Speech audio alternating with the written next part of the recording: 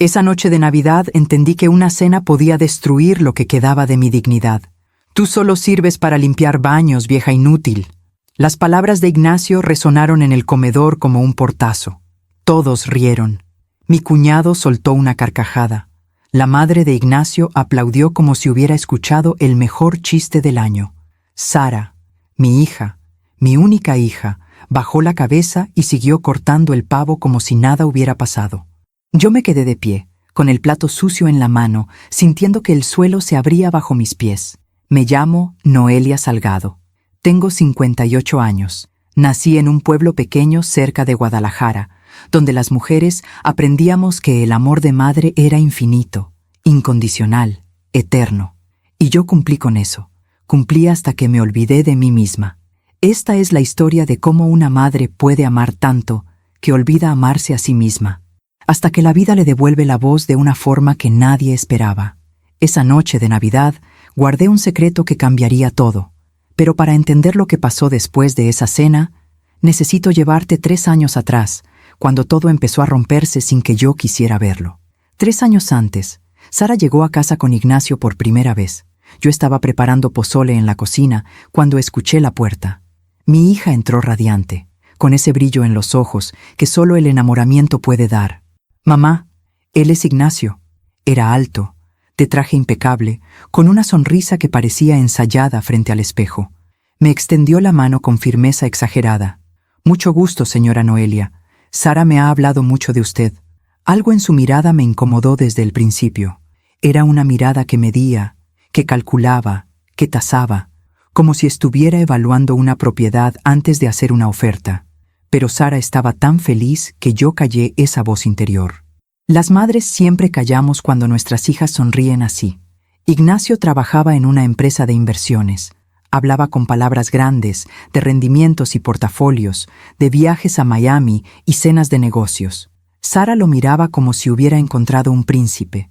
Yo solo veía a un hombre que nunca preguntó nada sobre mí, que nunca quiso saber quién era yo más allá de ser la mamá de Sara. Durante meses, él fue el novio perfecto. Flores para Sara, chocolates caros, invitaciones a restaurantes donde yo nunca había entrado. Pero nunca, ni una sola vez, me preguntó cómo estaba yo, ni cómo había criado sola a Sara después de que su padre nos abandonó cuando ella tenía 5 años, ni cómo había trabajado limpiando casas, planchando ropa ajena, vendiendo tamales en las mañanas para que ella pudiera estudiar en una buena escuela. Nada de eso le importaba a Ignacio. La boda fue grande, cara, perfecta. Yo pagué la mitad con mis ahorros. Ignacio dijo que era nuestra contribución como familia. Sara lloró de felicidad. Yo también lloré, pero por razones diferentes. Sentía que estaba entregando a mi hija a un hombre que solo veía valor en lo que brillaba. Después de la boda, Sara se mudó a la casa de Ignacio. Una casa moderna, con jardín y cochera para 2 autos. Yo me quedé en mi casita humilde, la misma donde la había criado, con sus paredes despintadas y su techo que goteaba cuando llovía fuerte. Al principio, Sara me visitaba cada semana.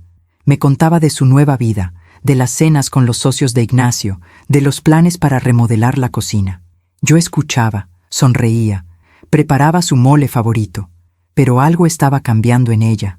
Hablaba menos de sus sueños y más de los sueños de él. Un día, 6 meses después de la boda, Sara me llamó llorando. «Mamá, Ignacio dice que tu casa está muy lejos. Dice que sería mejor si te mudaras con nosotros. Así podrías ayudarme con la casa y no estarías sola». Mi corazón dio un salto. Pensé que era una invitación de amor, de familia. Vendí algunos muebles, empaqué mis cosas en 3 cajas viejas y me mudé. La primera semana fue hermosa. Sara y yo cocinábamos juntas, veíamos películas por la noche, reíamos como antes. Ignacio llegaba tarde del trabajo y apenas nos saludaba. Pero en la segunda semana, todo cambió. Una mañana, Ignacio entró a la cocina mientras yo preparaba el desayuno.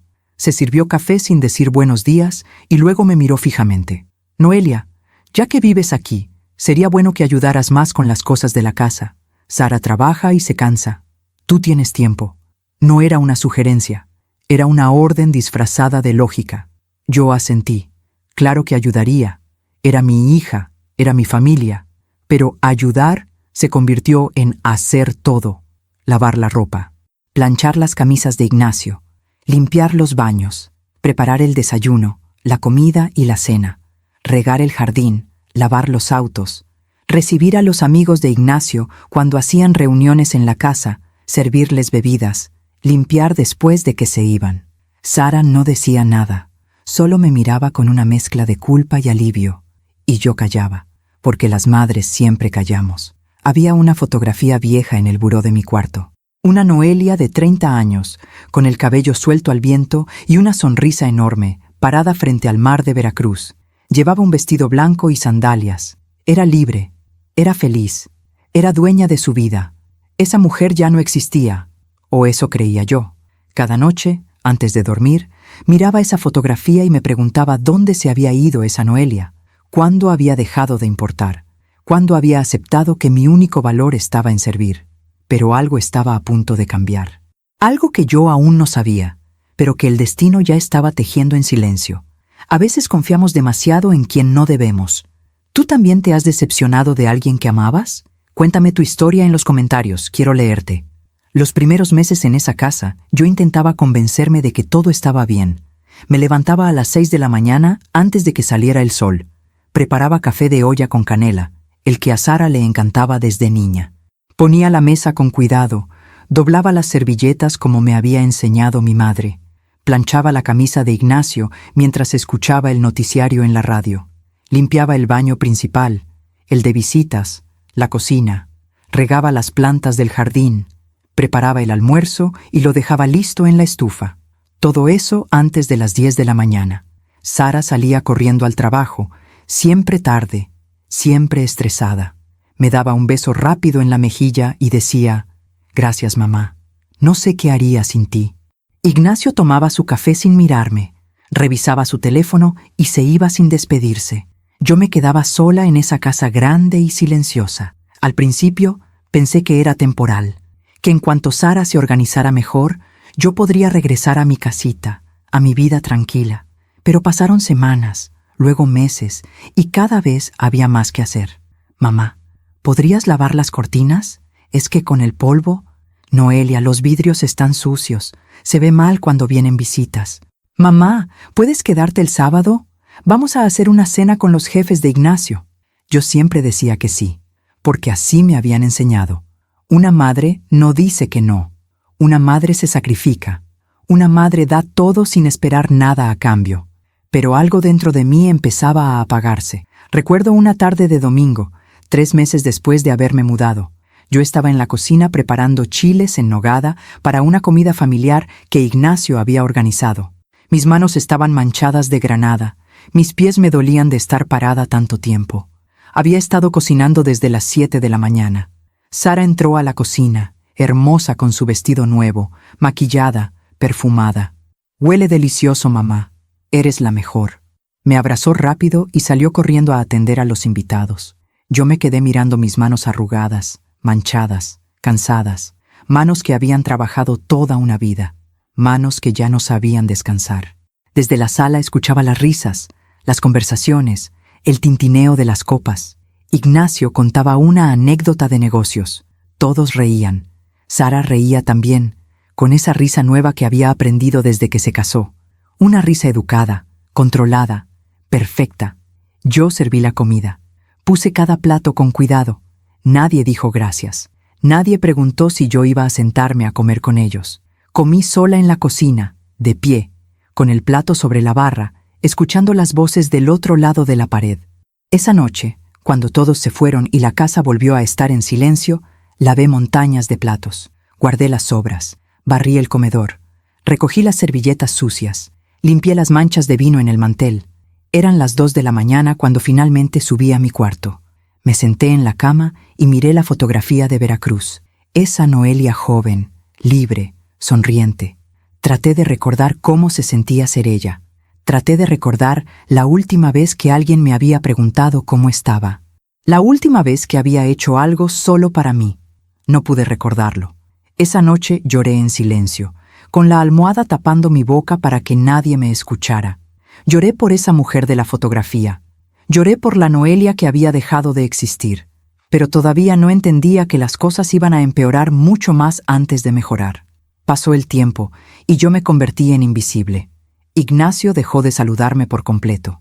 Entraba y salía de la casa como si yo fuera un mueble más. Cuando necesitaba algo, lo ordenaba sin mirarme. El baño está sucio.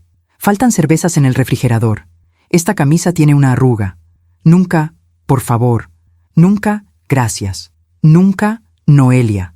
Solo órdenes, solo exigencias. Y Sara, mi niña que yo había criado con tanto amor, que yo había cargado en mis brazos cuando lloraba, que yo había velado en sus noches de fiebre, que yo había defendido cuando el mundo era cruel con ella.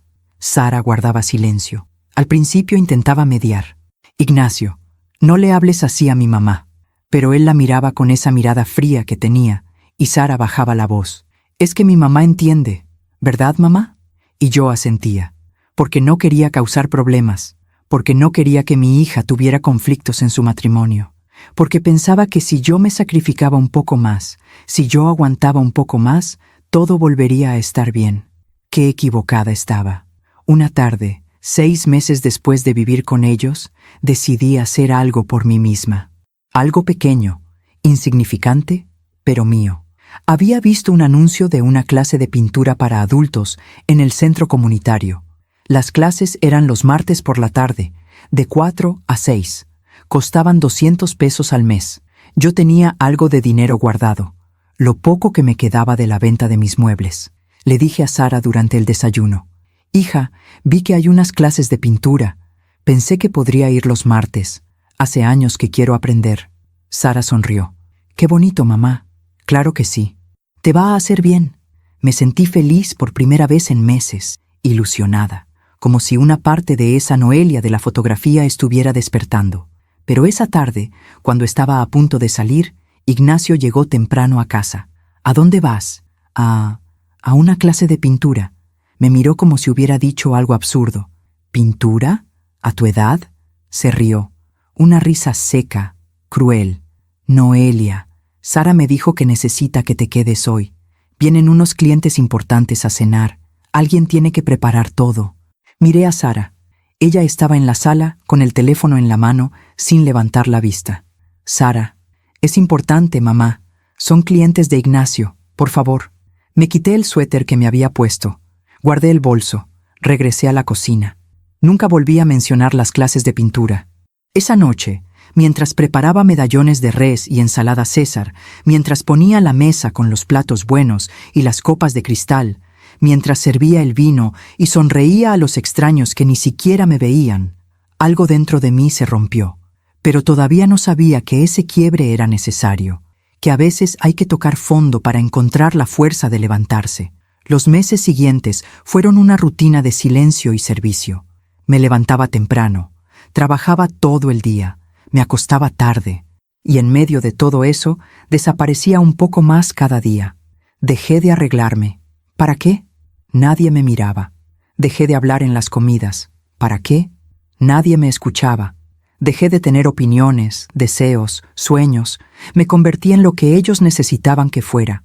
Una empleada sin sueldo, una sombra conveniente, una mujer sin voz. Pero la vida tiene formas extrañas de recordarnos quiénes somos. Un martes por la tarde, mientras limpiaba el cuarto de Sara, encontré una caja vieja debajo de su cama. Era una caja de zapatos donde ella guardaba recuerdos de su infancia, fotos, dibujos, cartas. Me senté en el suelo y abrí la caja con cuidado.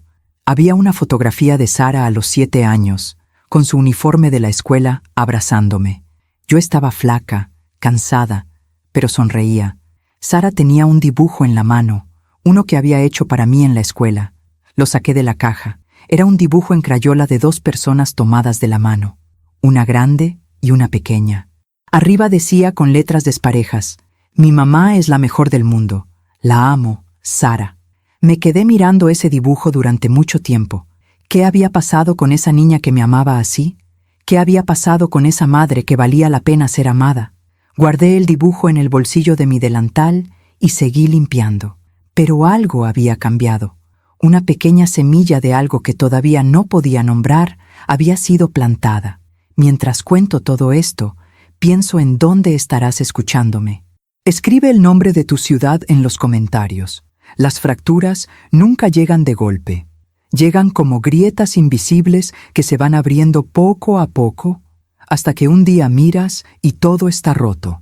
La primera fractura real, la que no pude ignorar, llegó un sábado por la mañana. Yo estaba en el jardín, podando las rosas que tanto trabajo me daba mantener vivas. El sol estaba fuerte y mis manos ya tenían callos de tanto trabajar. Llevaba un sombrero viejo y un delantal manchado de tierra. Ignacio salió de la casa con 2 de sus amigos, todos vestidos con ropa deportiva cara, listos para ir al club de golf. Se detuvieron cerca de mí. Yo los saludé con una sonrisa, como siempre hacía. «Buenos días». Ignacio ni siquiera volteó, pero uno de sus amigos, un hombre gordo de lentes oscuros, me miró de arriba abajo con esa mirada que las mujeres conocemos bien, esa mirada que mide, que juzga, que desprecia. «¿Es tu jardinera?», le preguntó a Ignacio. Ignacio se rió. «No, es mi suegra». Los 3 se rieron, pero no era una risa amable, era una risa que me convertía en chiste. «Bueno, al menos es útil», dijo otro de los amigos. Se fueron caminando hacia el coche, todavía riéndose. Yo me quedé ahí, de rodillas en la tierra, con las tijeras de podar en la mano, sintiendo algo frío recorrerme el pecho. «¿Al menos es útil?». Esas palabras se me clavaron como espinas. Entré a la casa y me lavé las manos en silencio. Sara estaba en la cocina, tomando un jugo verde de esos que ahora tomaba para mantenerse delgada. «Mamá, ¿viste dónde dejé mi bolsa negra? La necesito para esta noche». No me preguntó cómo estaba. No notó la expresión de mi cara. No vio las lágrimas que yo estaba conteniendo. «En tu closet, hija. La colgué después de limpiarla». «Gracias, mamá. Eres un amor». Y se fue. Me quedé sola en la cocina, mirando mis manos arrugadas, manchadas de tierra y cloro. Manos que habían trabajado toda una vida para darle a mi hija un futuro mejor. Y ahora esas manos solo servían para limpiar la casa de un hombre que me veía como mueble.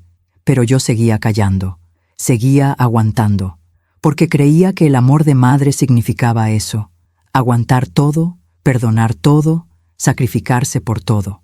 Todavía no sabía que el amor también significa respetarse a uno mismo. Las semanas pasaron y las fracturas se hicieron más grandes. Una noche, Ignacio organizó una cena con sus socios de trabajo. Eran 8 personas importantes, todos con trajes caros y relojes que brillaban. Sara se había arreglado como nunca, con un vestido azul elegante y el cabello recogido. Se veía hermosa, pero distante, como si fuera otra persona. Yo pasé todo el día cocinando. Hice camarones al ajillo, filete Wellington, risotto de hongos, ensalada con vinagreta de frambuesa. Puse la mesa con manteles blancos, velas, flores frescas. Todo tenía que ser perfecto. Cuando llegaron los invitados, yo serví la cena. Llenaba las copas de vino, traía los platos, retiraba los sucios. Me movía por el comedor como un fantasma silencioso. En un momento, una de las mujeres me detuvo. «Disculpa, ¿podrías traerme más pan?». «Claro, señora». Cuando regresé con la canasta de pan, escuché la conversación que estaban teniendo. «Esta casa es hermosa, Ignacio, y se nota que está muy bien cuidada», dijo uno de los hombres. «Sí, bueno, Sara es muy organizada, y su mamá vive con nosotros, así que nos ayuda con las cosas del hogar». «¿Nos ayuda?», quería gritar. «¿Ayuda?». Pero no dije nada. Dejé el pan sobre la mesa y regresé a la cocina. Sara entró detrás de mí unos minutos después. «Mamá, todo está delicioso. Los invitados están encantados». La miré. «Mi hija, mi Sara, ¿por qué no estoy sentada en esa mesa contigo?». Las palabras salieron solas. No las había planeado, pero brotaron como algo que llevaba mucho tiempo enterrado. Sara se quedó callada. Abrió la boca para decir algo, pero no le salieron las palabras. «Mamá, es que son socios de Ignacio. Es una cena de negocios. Soy tu madre, Sara. Soy familia». «Lo sé, mamá. Pero es complicado». «¿Complicado?». Sara se mordió el labio. Vi en sus ojos algo que me partió el corazón. Vergüenza. Mi hija sentía vergüenza de mí. «Mamá, tú no entiendes cómo son estas cosas. La gente de Ignacio es diferente. Tienen expectativas. ¿Y yo no cumplo con esas expectativas?». No respondió. Solo me miró con esos ojos tristes y culpables que me decían todo lo que sus palabras no podían. Salió de la cocina sin decir más. Yo me quedé ahí, de pie frente al fregadero, con las manos temblando. Por primera vez en mi vida, sentí que había perdido a mi hija. No por la muerte, no por la distancia, por algo peor, por la vergüenza de quien yo era. Esa noche lavé los platos llorando en silencio. Los invitados se fueron tarde, riendo y felices. Ignacio les dijo adiós en la puerta como el anfitrión perfecto. Sara sonreía a su lado, la esposa perfecta, y yo era la sombra perfecta. Subí a mi cuarto pasada la medianoche. Saqué la fotografía de Veracruz y la miré bajo la luz de la lámpara. ¿Dónde estás?, le pregunté a esa mujer joven y libre. ¿Dónde te fuiste? Pero ella solo me miraba desde el papel, congelada en un tiempo que ya no existía. Guardé la fotografía en el cajón de la mesita de noche, junto con el dibujo de Sara cuando era niña. 2 recuerdos de una vida que parecía haber sido solo un sueño. Los días se convirtieron en semanas, las semanas en meses. La rutina era siempre la misma: levantarme antes del amanecer, preparar el café, limpiar, cocinar, servir, callar, desaparecer.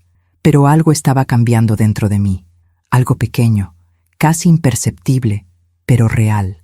Una tarde, mientras planchaba las camisas de Ignacio, me quedé mirando una mancha de café en una de ellas. Era una mancha grande, difícil de quitar. Pensé en simplemente plancharla así, dejarla. ¿Qué importaba? Él nunca me daba las gracias de todas formas. Pero no lo hice. Froté la mancha con jabón, la remoqué, la lavé a mano hasta que salió. ¿Por qué? Porque todavía no estaba lista para revelarme. Porque todavía creía que si yo hacía todo perfecto, si yo era suficientemente útil, suficientemente invisible, suficientemente buena, entonces me querrían. ¡Qué tonta había sido! Un domingo por la tarde, Sara y yo estábamos solas en casa. Ignacio había ido al club con sus amigos. Yo estaba en la cocina preparando caldo de pollo cuando Sara entró y se sentó en la barra. «Mamá, necesito decirte algo». Mi corazón dio un salto. Hacía meses que Sara no se sentaba a hablar conmigo así. Solo nosotras dos. «Dime, hija, Ignacio y yo estamos pensando en remodelar la casa. Queremos hacer la cocina más grande, modernizar los baños, cambiar los pisos». «¡Qué bien, hija!». Sara jugaba con sus manos, nerviosa. «La cosa es que va a ser caro, y como tú estás viviendo aquí sin pagar renta ni nada…». Se detuvo.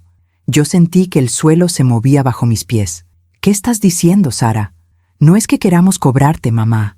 Pero Ignacio dice que sería justo que contribuyeras de alguna forma, con dinero o… no sé, ayudando más con la casa». La cuchara de madera se me cayó de las manos. ¿Ayudando más? Sara, yo hago todo en esta casa. Todo. Me levanto antes que ustedes, me acuesto después que ustedes. Cocino, limpio, lavo, plancho. ¿Qué más quieres que haga? Sara se puso roja. «Mamá, no te enojes. Es solo que Ignacio dice…». «¿Ignacio dice? ¿Y tú qué dices, Sara? ¿Tú qué piensas?». Mi hija bajó la mirada. Y en ese silencio entendí todo. Ella pensaba lo mismo que él. Ella veía lo mismo que él. Para ella yo también era solo una carga conveniente. «Olvídalo, mamá. No quiero pelear». Se levantó y salió de la cocina.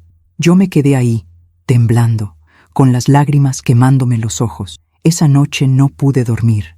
Di vueltas en la cama durante horas, mirando el techo, sintiendo un dolor en el pecho que no era físico, pero dolía más que cualquier enfermedad. Me levanté a las 3 de la mañana y bajé a la cocina. La casa estaba oscura y silenciosa. Me serví un vaso de agua y me senté en la mesa del comedor. En esa mesa donde nunca me invitaban a sentarme cuando había visitas. Miré alrededor. Los muebles elegantes, las cortinas caras, los cuadros en las paredes. Todo tan perfecto, tan ordenado, tan limpio. Todo gracias a mí. Pero yo no existía en esa casa. Era un fantasma que limpiaba, cocinaba y servía. Un fantasma sin voz, sin valor, sin dignidad. Y lo peor de todo es que yo había permitido que eso pasara. Regresé a mi cuarto cuando empezaba a amanecer. Saqué la fotografía de Veracruz del cajón y la miré durante mucho tiempo. «Perdóname», le susurré a esa mujer joven y libre. «Perdóname por olvidarte. Perdóname por dejar que me trataran así. Perdóname por no defenderme. Pero algo estaba naciendo dentro de mí. Algo pequeño, frágil, pero poderoso. La grieta se había convertido en fractura. Y las fracturas, cuando son profundas, nunca vuelven a cerrarse de la misma forma. Aún me pregunto si hice lo correcto al quedarme tanto tiempo en silencio. ¿Y tú? ¿Qué habrías hecho en mi lugar? Hay una diferencia entre aceptar y someterse. Aceptar es una elección consciente. Someterse es perder la capacidad de elegir. Yo me había sometido sin darme cuenta. Después de esa conversación con Sara sobre contribuir económicamente, algo cambió en la casa. O tal vez no cambió nada, y yo simplemente empecé a verlo con más claridad. Ignacio dejó de disimular su desprecio. Una mañana, mientras yo trapeaba el piso de la sala, él pasó caminando con sus zapatos sucios, pisando justo donde yo acababa de limpiar. No fue un accidente. Lo vi en sus ojos. Lo hizo a propósito. Ignacio, acabo de trapear. Se detuvo y me miró con esa sonrisa fría que había perfeccionado. Pues trapea otra vez, Noelia. Para eso vives aquí, ¿no? Se fue dejando un rastro de lodo en el piso recién limpiado. Yo me quedé ahí, con el trapeador en la mano, sintiendo algo oscuro y pesado instalarse en mi estómago. Pero no dije nada. Volví a limpiar el piso en silencio. Así se construye la sumisión. Un silencio a la vez. Las semanas siguientes fueron una espiral descendente. Ignacio empezó a darme órdenes delante de otras personas, como si yo fuera parte del servicio doméstico. En las reuniones familiares, en las cenas con amigos, incluso en la calle. Un sábado fuimos los tres al supermercado. Sara necesitaba comprar cosas para una fiesta que iban a organizar. Yo los acompañé porque Ignacio dijo que necesitaban alguien que cargara las bolsas. Mientras caminábamos por los pasillos, Ignacio iba echando cosas al carrito sin mirar precios. Vinos caros, quesos importados, carnes selectas. Sara iba a su lado, revisando una lista en su teléfono. Yo empujaba el carrito detrás de ellos, invisible. En la fila para pagar, Ignacio se dio cuenta de que había olvidado algo. Noelia, ve por unas servilletas. Las rojas, de la marca Cara. No era una petición, era una orden. Fui prácticamente corriendo, buscando las servilletas entre los pasillos. Cuando regresé, ya habían terminado de pagar. Ignacio me extendió todas las bolsas. Lleva esto al coche. Nosotros vamos a la cafetería. Miré a Sara, esperando que dijera algo. Que dijera, mamá, ven con nosotros, o dejemos las bolsas en el coche juntos. Pero ella solo revisaba su teléfono. Cargué 8 bolsas pesadas hasta el estacionamiento, bajo el sol ardiente de mediodía. Mis brazos temblaban del esfuerzo. Mis pies me dolían. Tenía 58 años y cargaba como si tuviera 20. Cuando terminé de acomodar todo en el coche, me senté en el asiento trasero y esperé. Pasó media hora, 40 minutos, 1 hora. Finalmente aparecieron, riéndose, con vasos de café helado en las manos. «Perdón por la tardanza», dijo Sara, sin mirarme realmente. «Nos encontramos con unos amigos. No me habían traído nada de tomar. Ni siquiera habían pensado en mí». Durante el camino a casa, escuché a Sara y a Ignacio hablar sobre la fiesta, sobre quiénes iban a invitar, sobre qué música iban a poner. Yo miraba por la ventana, con la garganta seca, preguntándome en qué momento me había convertido en esto. En nadie. Pero lo peor no eran las órdenes ni los desprecios públicos. Lo peor era la forma en que yo misma había empezado a creer que eso era lo que merecía. Había noches en las que me miraba al espejo del baño y no reconocía a la mujer que me devolvía la mirada. Tenía el cabello gris y descuidado, la piel opaca, los ojos apagados, la ropa vieja y manchada. ¿Cuándo había dejado de importarme? ¿Cuándo había aceptado que mi única función era servir? Una tarde encontré un vestido viejo en mi closet. Era un vestido azul con flores blancas que había comprado años atrás, cuando todavía salía con amigas, cuando todavía tenía una vida propia. Me lo probé y me quedaba flojo. Había perdido peso sin darme cuenta. El trabajo constante, el estrés, las noches sin dormir pensando en todo lo que tenía que hacer al día siguiente. Me miré en el espejo con ese vestido puesto y me eché a llorar. Esa mujer del espejo no era yo. No podía ser yo, pero lo era. Me quité el vestido y lo guardé al fondo del closet. No tenía sentido conservar ropa bonita. Ya no había ocasiones para usarla. Ya no había nadie que me viera. Los meses pasaron y la dinámica de la casa se volvió más tóxica.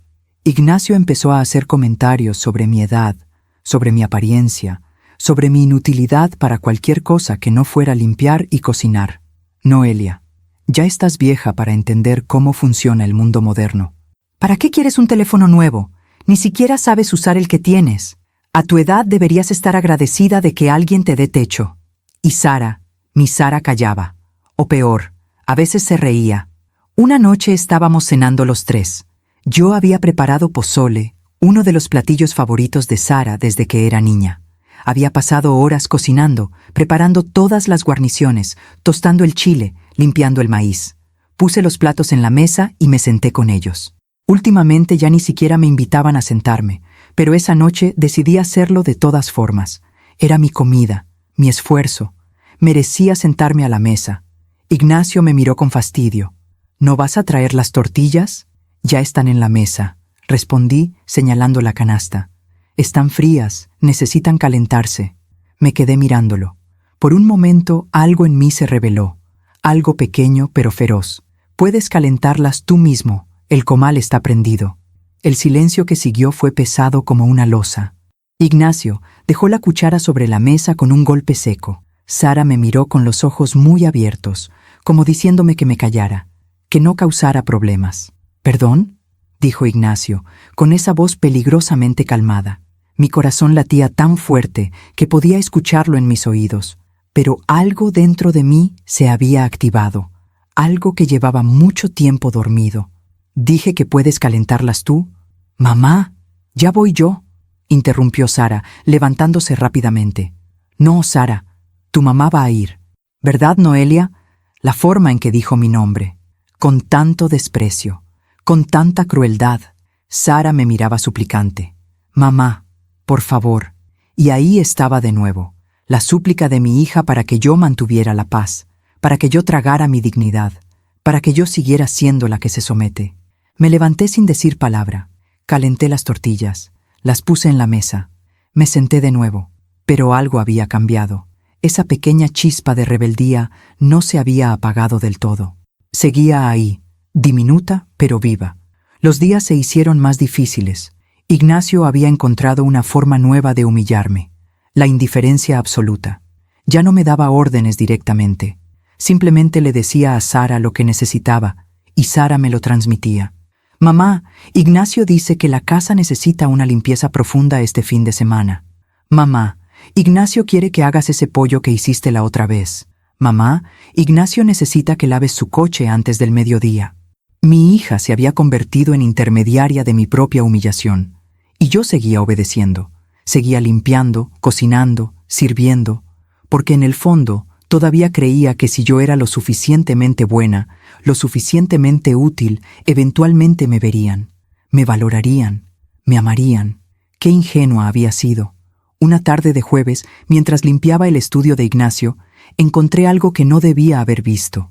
Era una conversación en su computadora que había dejado abierta. No era mi intención leer, pero algo llamó mi atención. Era un chat con uno de sus amigos. ¿Todavía vive tu suegra contigo?, escribía el amigo. Sí, la vieja inútil sigue aquí, respondía Ignacio.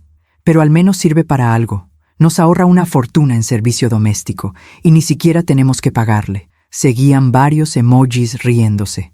Inteligente, hermano. Aprovecha mientras puedas. Eso hago. Sara no dice nada. Está tan acostumbrada a que su mamá haga todo que ya ni se da cuenta. Me quedé paralizada, mirando esa pantalla. Una fortuna en servicio doméstico. La vieja inútil. Aprovecha mientras puedas. Sentí algo frío y pesado asentarse en mi pecho. No era sorpresa. No era dolor.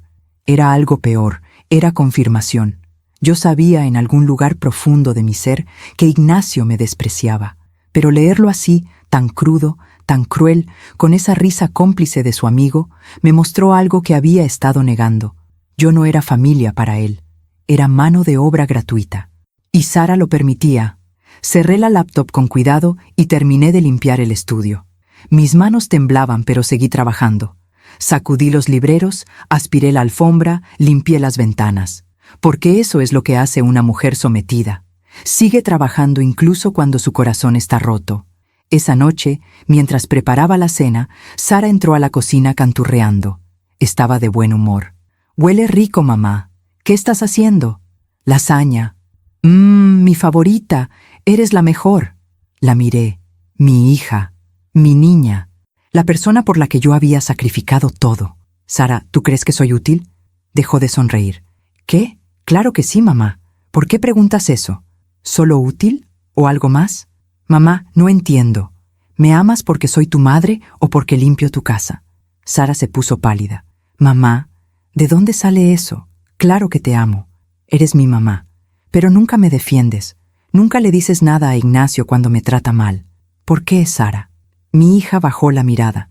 Vi sus manos temblar. «Es complicado, mamá». «No, no lo es. O me defiendes o no me defiendes. No hay punto medio. Mamá, por favor, no quiero pelear. Ignacio es mi esposo. Tengo que mantener la paz». «¿Y yo? ¿Quién mantiene mi paz?» No respondió. Solo salió de la cocina con lágrimas en los ojos. Esa noche comimos en silencio. Ignacio ni siquiera notó la tensión. Devoró su lasaña, tomó su cerveza, revisó su teléfono. Cuando terminó, dejó el plato sucio en la mesa y se fue a ver televisión. Sara recogió su plato y el de él, los llevó al fregadero y subió a su cuarto sin mirarme. Yo me quedé sola en el comedor, con mi plato de lasaña sin tocar enfrente. Miré alrededor de esa casa perfecta, limpia, ordenada. Una casa que yo mantenía funcionando. Una casa donde yo no existía. Esa noche, antes de dormir, saqué la fotografía de Veracruz del cajón. «Te prometo algo», le dije a esa mujer joven y libre. «Te prometo que voy a encontrarte de nuevo. No sé cómo, no sé cuándo, pero te voy a encontrar». Guardé la fotografía junto a mi corazón y cerré los ojos. No lo sabía todavía, pero algo estaba a punto de cambiar. Algo que yo no controlaba, pero que el universo ya había puesto en marcha. Mientras cuento todo esto, pienso en dónde estarás escuchándome. Escribe el nombre de tu ciudad en los comentarios. Dicen que la verdad siempre encuentra la forma de salir a la luz, pero a veces la verdad no llega de golpe. Llega en pedazos pequeños, en detalles que se acumulan hasta que ya no puedes ignorarlos. Yo llevaba casi 2 años viviendo en esa casa. 2 años de servir, limpiar, cocinar, callar. 2 años de convertirme en sombra. Pero las sombras ven cosas que la gente no nota. Todo empezó una mañana de octubre. Yo estaba limpiando el cuarto de Sara mientras ella y Ignacio habían salido a desayunar. Me gustaba limpiar su cuarto cuando no estaban. Me permitía sentirme cerca de mi hija, aunque fuera solo tocando sus cosas, doblando su ropa, organizando sus perfumes. Mientras hacía la cama, algo cayó de entre las sábanas. Era un sobre blanco, cerrado, con el nombre de Ignacio escrito a mano. Lo recogí para ponerlo en su mesita de noche, pero algo me llamó la atención. El sobre estaba abierto por un lado, como si alguien lo hubiera rasgado con prisa. Dentro asomaba un papel. No debí leerlo, lo sé, pero algo en mí, esa nueva voz que había empezado a despertar, me empujó a hacerlo. Era una carta de un abogado.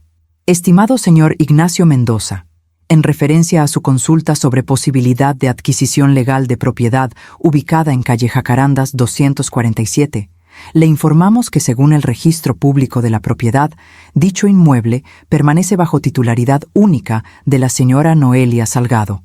Mi corazón dejó de latir por un segundo. Seguí leyendo, con las manos temblando. No existe copropiedad ni cesión de derechos. Para proceder con transferencia de titularidad, se requiere consentimiento firmado de la propietaria actual. En caso de fallecimiento sin testamento, herencia pasaría automáticamente a descendiente directo. Señora Sara Mendoza, née Salgado. Leí la carta 3 veces para asegurarme de que entendía bien. Ignacio estaba investigando cómo quedarse con mi casa, la casita humilde donde había criado a Sara.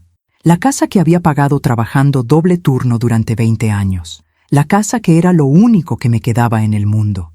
Y él quería quitármela. Pero lo peor no era eso. Lo peor era lo que venía después en la carta. Recomendamos documentar estado de salud mental y capacidad de decisión de la propietaria, especialmente considerando su edad avanzada. Dichos documentos pueden ser útiles en futuro proceso legal de incapacitación. Me senté en la cama, todavía sosteniendo la carta. Incapacitación. Querían declararme incapaz para quedarse con mi casa. No sé cuánto tiempo estuve ahí sentada, mirando esas palabras. Las lágrimas me nublaban la vista, pero seguía leyendo una y otra vez, como si al leerlo de nuevo pudiera cambiar lo que decía. Escuché el coche en la entrada. Metí la carta en el sobre rápidamente, lo dejé donde lo había encontrado. Terminé de hacer la cama con manos temblorosas. Cuando Sara y Ignacio entraron a la casa, yo estaba en la cocina, lavando los platos del desayuno, aparentando normalidad. Pero por dentro, todo había cambiado. Los días siguientes fueron extraños. Yo empecé a observar, a prestar atención, a ver lo que antes había ignorado. Noté que Ignacio pasaba mucho tiempo en su estudio con la puerta cerrada, hablando por teléfono en voz baja. Noté que Sara evitaba mi mirada más que antes. Noté que cuando hablaban entre ellos y yo entraba a la habitación, se callaban abruptamente. Una tarde, mientras limpiaba el estudio de Ignacio, vi que había dejado abierta una carpeta sobre su escritorio. Era una carpeta con documentos legales. Miré hacia la puerta. No había nadie. Abrí la carpeta con cuidado. Adentro había papeles sobre mi casa, avalúos de la propiedad, fotos del exterior e interior, cálculos de cuánto valdría si la remodelaban y la vendían. Había una nota escrita a mano por Ignacio. Ubicación excelente. Con remodelación podría venderse en 4.5 millones de pesos. Profit neto, 3.8 millones, después de inversión en remodelación. Plazo estimado, 6-8 meses una vez adquirida la propiedad. Sentí que me faltaba el aire. No solo querían mi casa, ya tenían un plan completo. Ya habían calculado cuánto dinero ganarían vendiéndola. Cerré la carpeta exactamente como la había encontrado. Salí del estudio. Bajé las escaleras despacio, aferrándome al barandal porque mis piernas temblaban. Me encerré en mi cuarto y me senté en la cama. Todo tenía sentido ahora. Todo. Por eso Sara me había pedido que me mudara con ellos. No por amor, no por preocupación. Era parte de un plan. Si yo vendía mi casa y me mudaba con ellos, perdería mi única seguridad. Quedaría completamente dependiente de ellos, sin casa, sin lugar a donde ir, atrapada. Y entonces, cuando ya no tuviera nada, podrían hacer lo que quisieran conmigo. Me levanté y fui al espejo del baño. Miré a la mujer reflejada ahí. Esa mujer de 58 años, con el cabello gris, la piel cansada, los ojos tristes. ¿Qué van a hacer contigo cuando ya no les sirvas?, le pregunté a esa mujer. ¿Qué va a pasar cuando seas demasiado vieja para limpiar? ¿Demasiado enferma para cocinar? La respuesta era obvia. Me dejarían en algún asilo, o peor, en la calle. Porque para ellos yo no era familia. Era una inversión que eventualmente dejaría de ser rentable. Esa noche no pude dormir. Me quedé mirando el techo, escuchando los ruidos de la casa, el viento en las ventanas, el reloj de la sala marcando las horas, los pasos de Ignacio yendo al baño a medianoche. Pensé en todo lo que había sacrificado por Sara, los años de trabajo duro, las noches sin dormir cuando ella estaba enferma, los cumpleaños donde le daba todo aunque no tuviera nada, las veces que yo comía frijoles para que ella pudiera comer carne, la ropa vieja que usaba para poder comprarle uniformes nuevos, los zapatos rotos con los que caminaba para que ella tuviera zapatos bonitos. Todo eso, todo ese amor, todo ese sacrificio. ¿Para esto? ¿Para que me viera como un objeto? ¿Para que planeara robarme lo único que me quedaba? A las 3 de la mañana bajé a la cocina. Necesitaba agua, necesitaba aire, necesitaba algo que me anclara a la realidad, porque sentía que estaba perdiendo la cordura. Encendí la luz de la cocina y me quedé helada. Sara estaba ahí, sentada en la oscuridad, con una copa de vino en la mano. «Mamá, me asustaste». «Yo también me asusté. ¿Qué haces despierta?» Sara tomó un trago largo de vino antes de responder. «No puedo dormir». Me serví agua y me senté frente a ella. Nos quedamos en silencio durante un momento. Había tantas cosas que quería decirle, tantas cosas que quería preguntarle. «Sara, ¿tú eres feliz?» Mi hija me miró sorprendida. «¿Qué clase de pregunta es esa?» «Una simple. ¿Eres feliz?» Sara bajó la mirada a su copa de vino. «Tengo todo lo que necesito. Una casa bonita, un esposo exitoso, seguridad. No te pregunté qué tienes. Te pregunté si eres feliz». Silencio.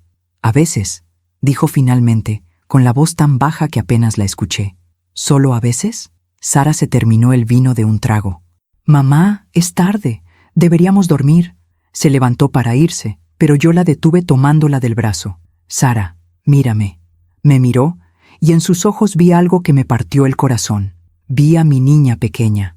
Esa niña que dibujaba con crayolas y me decía que yo era la mejor mamá del mundo. ¿Qué pasó con nosotras?, le pregunté. ¿Qué pasó con mi Sara? Sus ojos se llenaron de lágrimas. Mamá, no hagas esto. ¿Hacer qué? ¿Preguntarte por qué dejas que tu esposo me trate como basura? ¿Preguntarte por qué nunca me defiendes?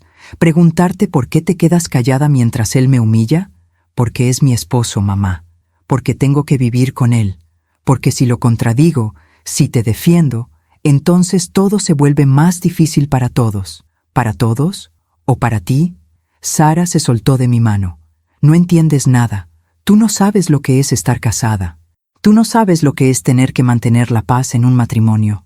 Tienes razón. No sé lo que es estar casada, pero sé lo que es ser madre. Y una madre no deja que maltraten a su hija, pero parece que una hija sí puede dejar que maltraten a su madre. Sara me miró con los ojos llenos de lágrimas y rabia. Yo no te pedí que hicieras todo lo que hiciste por mí. Yo no te pedí que te sacrificaras tanto. Eso fue tu decisión. Sus palabras me golpearon como una bofetada. ¿Mi decisión? Sara, tú eras mi hija, mi responsabilidad, mi vida. No fue una decisión, fue amor. Pues tal vez amaste demasiado. Tal vez me diste tanto que ahora yo no sé cómo devolvértelo. Se fue de la cocina antes de que yo pudiera responder. Me quedé sola, en esa cocina oscura, con sus palabras resonando en mis oídos. Tal vez amaste demasiado. ¿Se puede amar demasiado? ¿Es eso posible? O tal vez el problema no era cuánto había amado. Tal vez el problema era a quién había amado. Los días siguientes fueron tensos. Sara me evitaba. Ignacio estaba más cruel que nunca, como si pudiera sentir que algo había cambiado en mí. Una tarde me ordenó que limpiara el garaje completo. Era un trabajo enorme, de todo el día. Hacía calor, había polvo por todas partes, cajas pesadas que mover. Quiero que esté impecable para mañana. Viene un cliente importante y va a ver el garaje. Trabajé durante 8 horas bajo el sol que entraba por la puerta abierta. Mis manos sangraron de mover cajas viejas con clavos oxidados. Mi espalda me dolía tanto que apenas podía enderezarme. Cuando terminé, Ignacio vino a inspeccionar. Caminó por el garaje durante 2 minutos, mirando todo con esa expresión de dueño que siempre tenía. Luego se detuvo frente a mí. Aceptable. Eso fue todo. Aceptable. Ni gracias, ni reconocimiento. Ni siquiera un vaso de agua después de 8 horas de trabajo. Esa noche, mientras me curaba las manos con agua oxigenada, miré la fotografía de Veracruz. Ya casi, le susurré a esa mujer joven, ya casi te encuentro de nuevo. 2 semanas después del descubrimiento de la carta del abogado, pasó algo que cambió todo. Era un martes por la tarde. Yo estaba en mi cuarto, doblando ropa, cuando escuché a Sara y a Ignacio hablando en su habitación. Normalmente no escuchaba sus conversaciones, pero esta vez algo en el tono de voz de Ignacio me alertó. Me acerqué a la puerta y presté atención. No puede quedarse aquí para siempre, Sara. Lo sé, pero ¿qué quieres que haga? Es mi mamá. Tu mamá que no paga renta, que no aporta económicamente, que solo gasta nuestros recursos. Ella hace todo en la casa, Ignacio. Eso vale. Sí, pero podríamos contratar a alguien que haga lo mismo y que no viva aquí. Alguien que venga, limpie y se vaya. Tu mamá está ocupando un espacio que podríamos usar como oficina o como cuarto de bebé si algún día... Se quedó callado. ¿Cuarto de bebé?, preguntó Sara. Es solo un ejemplo. El punto es que necesitamos ese espacio. Y tu mamá tiene una casa. Puede regresar ahí. Su casa está muy descuidada. Lleva 2 años vacía. Pues que la arregle, o que la venda y se compre algo más pequeño. Un departamento, un estudio, algo apropiado para una mujer de su edad que vive sola. Hubo un silencio largo. ¿Y si no quiere?, preguntó Sara con voz pequeña. Ignacio se rió. ¿No quiere? Sara, ella no tiene poder aquí. Vive en nuestra casa. Si le decimos que se tiene que ir, se va. Así de simple. No es tan simple, Ignacio. Es mi mamá. Exacto. Es tu mamá. No es mi mamá. Y esta es mi casa. Bueno, nuestra casa. pero yo pago todo, así que yo decido quién vive aquí y quién no. Otro silencio. ¿Me estás pidiendo que eche a mi mamá? No te estoy pidiendo que la eches. Te estoy pidiendo que hables con ella, que le expliques que sería mejor para todos si regresa a su casa. Lo dices bonito, con amor, pero lo dices. Y si se niega, entonces sí, la echamos. No escuché la respuesta de Sara porque me alejé de la puerta. Entré a mi cuarto y cerré con seguro. Me senté en la cama, temblando. Querían echarme. Después de 2 años de explotarme, de usarme, de humillarme, ahora querían deshacerse de mí como si fuera basura. Pero lo peor de todo era saber que Sara lo estaba considerando, que mi hija estaba pensando en echarme. Abrí el cajón de mi mesita de noche y saqué la fotografía de Veracruz. La miré durante mucho tiempo. Pronto, le prometí. Muy pronto. Porque algo estaba a punto de pasar. Algo que yo aún no sabía, pero que el destino ya tenía preparado. Algo que lo cambiaría todo. Hay momentos en la vida que dividen el tiempo en 2, el antes y el después. Para mí, ese momento llegó un miércoles gris de noviembre. Yo estaba limpiando el baño del 2º piso cuando escuché el teléfono de Sara sonar en su habitación. Ella había salido corriendo al trabajo y lo había olvidado sobre la cama. Normalmente no me metía con sus cosas, pero el teléfono sonó 3 veces seguidas. Pensé que podría ser una emergencia. Entré a su cuarto y miré la pantalla. Era un mensaje de la hermana de Ignacio, Fernanda, y lo que leí en la pantalla me heló la sangre. ¿Ya hablaste con tu mamá sobre lo que platicamos? Ignacio está desesperado por sacarla de ahí. Dice que no aguanta más tenerla en la casa.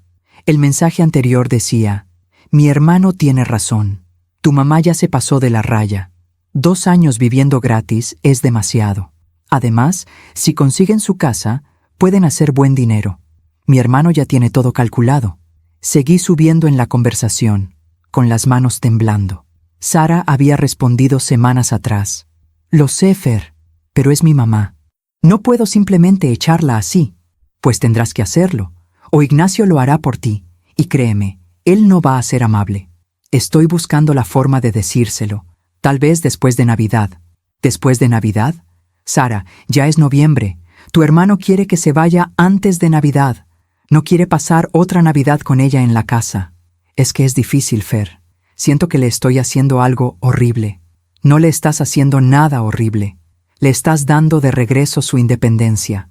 Además, ella tiene su propia casa. No es como si la fueras a dejar en la calle. Ignacio quiere que le pidamos la casa. Dice que es lo justo después de todo lo que hemos hecho por ella. Tiene razón. Ustedes le han dado techo y comida durante 2 años.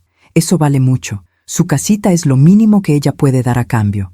No sé, Fer, me siento mal. Pues no te sientas mal. Piensa en tu futuro, en tus hijos. Esa casa vale dinero, dinero que ustedes necesitan. El teléfono se apagó en mis manos. Me quedé ahí parada, en medio del cuarto de mi hija, sintiendo que el suelo se abría bajo mis pies. No era solo Ignacio, era Sara también. Los 2 habían planeado esto. Los 2 querían mi casa. Los 2 querían deshacerse de mí. Y lo peor, Sara se sentía mal, pero lo iba a hacer de todas formas. No sé cómo bajé las escaleras. No sé cómo llegué a mi cuarto. Todo era borroso, como si estuviera caminando bajo el agua. Me senté en la cama y miré alrededor de ese cuarto pequeño donde había vivido los últimos 2 años. Las paredes blancas y vacías, la cama estrecha, el closet pequeño con mi ropa vieja, la mesita de noche con la fotografía de Veracruz. Esto era todo lo que tenía, este cuarto, esta fotografía, esta vida miserable. Pero no, todavía tenía algo más. Tenía mi casa, mi casita humilde en la calle Jacarandas, la casa que había pagado con el sudor de mi frente, la casa donde había criado a Sara, la casa que era lo único que me quedaba en el mundo. Y querían quitármela. Abrí el cajón de mi mesita de noche y saqué todos los papeles importantes que guardaba ahí. La escritura de mi casa, mi acta de nacimiento, mi identificación, algunos ahorros que tenía escondidos en un sobre, 3,500 pesos que había guardado de las propinas que a veces me daban cuando ayudaba con fiestas de los amigos de Sara. Miré esos papeles durante mucho tiempo. Luego los guardé todos en una bolsa de plástico y los escondí en el fondo de mi closet, detrás de las cajas de zapatos viejos. No sabía qué iba a hacer todavía, pero algo dentro de mí había despertado, algo feroz y decidido. No iban a quitarme mi casa, no iban a echarme como basura, no iban a seguir usándome. Ya no. Los días siguientes fueron los más difíciles de mi vida. Tenía que actuar normal, tenía que seguir limpiando, cocinando, sirviendo. Tenía que sonreír cuando Sara me hablaba. Tenía que callar cuando Ignacio me ordenaba cosas. Pero por dentro todo había cambiado. Yo los miraba diferente ahora. Los escuchaba diferente. Veía sus sonrisas falsas, sus palabras vacías, sus gestos calculados. Una noche, Sara me encontró mirando por la ventana de la cocina. «¿En qué piensas, mamá?» «En nada importante, hija». Se acercó y me abrazó por detrás. Yo sentí su cuerpo cálido contra mi espalda, su barbilla sobre mi hombro, como cuando era niña y me buscaba para que la consolara. «Te quiero, mamá». Esas 3 palabras que antes me llenaban el corazón, ahora me sonaban huecas. «Yo también te quiero, Sara». Pero mientras lo decía pensaba, ¿de verdad me quieres? ¿O solo quieres mi casa? Sara se separó de mí y se sirvió agua. «Mamá, necesito hablar contigo de algo importante». Mi corazón se aceleró. «Aquí viene», pensé. «Aquí viene la conversación donde me va a pedir que me vaya». «Dime, hija». Sara jugaba con el vaso de agua en sus manos, nerviosa. «Es sobre Navidad. Ignacio quiere hacer una cena grande este año. Invitar a sus padres, a sus hermanos, a algunos clientes importantes. Algo elegante. Está bien. Yo puedo cocinar lo que necesiten». «Sí, bueno, de eso quería hablarte. Ignacio dice que tal vez sería mejor contratar un servicio de banquetes, para que tú puedas disfrutar de la cena como invitada, sin tener que cocinar». La miré fijamente. «¿Como invitada?» «Sí, para que puedas sentarte a la mesa con nosotros, platicar, pasarla bien, sin preocuparte por la comida». Era mentira. Yo lo sabía. Ignacio no quería que yo disfrutara. Ignacio no quería que yo me sentara a la mesa. Pero Sara estaba tratando de venderme la idea como si fuera algo bueno para mí. «Entiendo», dije simplemente. «¿Sí? ¿No te molesta?» «No, hija. Hagan lo que quieran. Es su casa». La cara de Sara se iluminó. «Gracias, mamá. Sabía que entenderías». Se fue contenta, dejándome sola en la cocina. Pero yo sabía la verdad. La cena de Navidad no era para que yo disfrutara. Era un escenario donde Ignacio iba a humillarme delante de su familia y sus amigos, donde iba a dejarme clara mi posición en esa casa, y probablemente, después de esa cena, Sara me iba a pedir que me fuera. Tenía que estar lista. 2 semanas antes de Navidad hice algo que nunca antes había hecho. Salí de la casa sin decirle a nadie a dónde iba.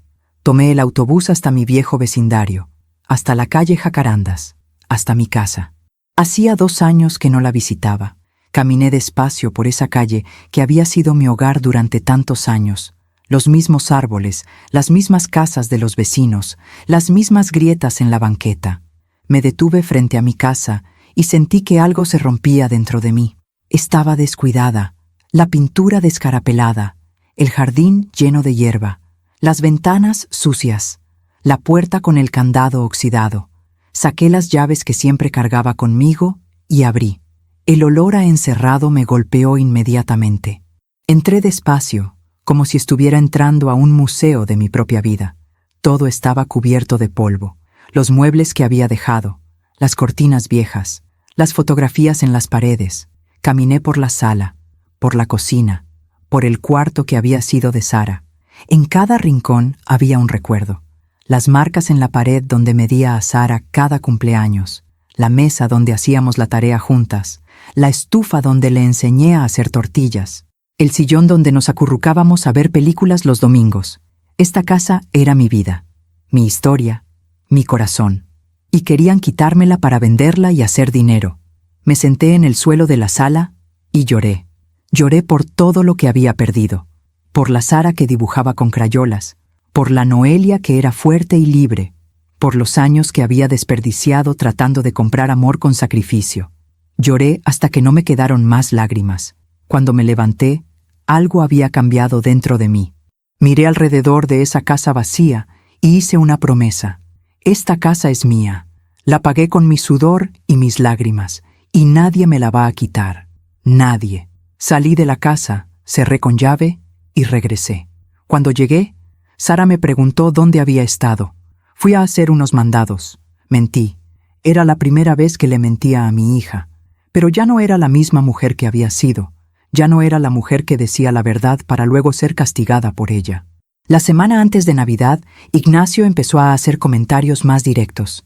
Noelia, después de las fiestas, necesitamos hablar de tu situación aquí. ¿Mi situación? Sí. ¿Sobre cuánto tiempo más vas a quedarte? Sara y yo tenemos planes para la casa y necesitamos el espacio. Lo miré sin decir nada. No te preocupes, no te vamos a dejar en la calle.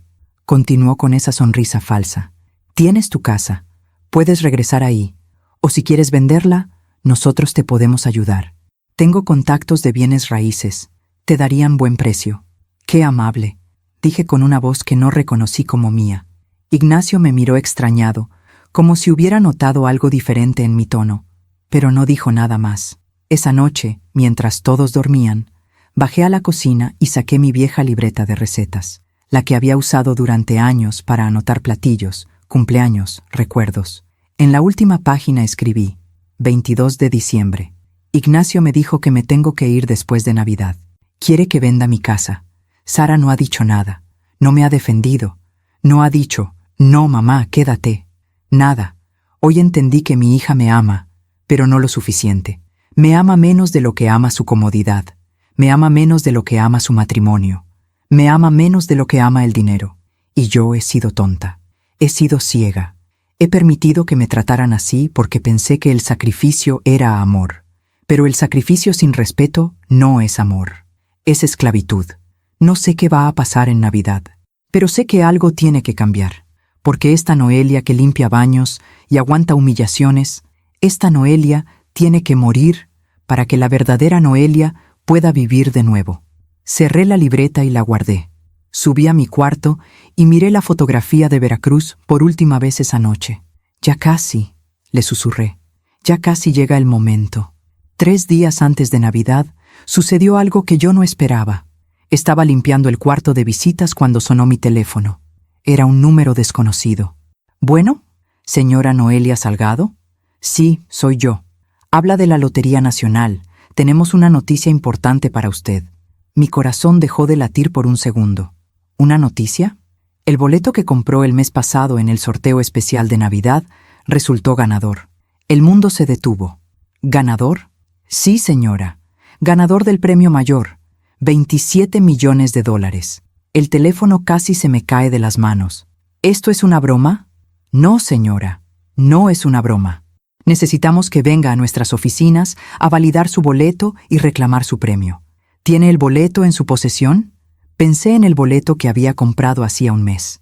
Un impulso tonto, después de encontrar 100 pesos en el bolsillo de un pantalón viejo. Había pasado por un puesto de lotería camino al mercado y lo había comprado sin pensarlo mucho. Sí, lo tengo. Perfecto. ¿Puede venir mañana a las 10 de la mañana? La dirección es... Anoté todo con manos temblorosas. Cuando colgué, me quedé parada en medio de ese cuarto, en shock. 27 millones de dólares. 27 millones de dólares. Subí corriendo a mi cuarto y busqué el boleto. Lo había guardado en un libro viejo, entre las páginas, sin darle importancia. Lo saqué con cuidado y lo miré. Los números, la fecha, el sello oficial. Era real. Me senté en la cama, sosteniendo ese pedazo de papel que valía 27 millones de dólares, y empecé a reír. Reí como no había reído en años. Reí hasta que las lágrimas me corrieron por las mejillas. Reí hasta que me dolió el estómago. El universo, el destino, Dios, quien fuera, me había escuchado. Miré la fotografía de Veracruz. Te encontré, le dije a esa mujer joven y libre. Finalmente te encontré. Guardé el boleto en un lugar seguro. No le dije nada a nadie. Esta era mi carta, mi salvación, mi libertad, y no la iba a mostrar hasta el momento perfecto, hasta la cena de Navidad. Aún me pregunto si hice lo correcto al quedarme callada tantos días. ¿Y tú?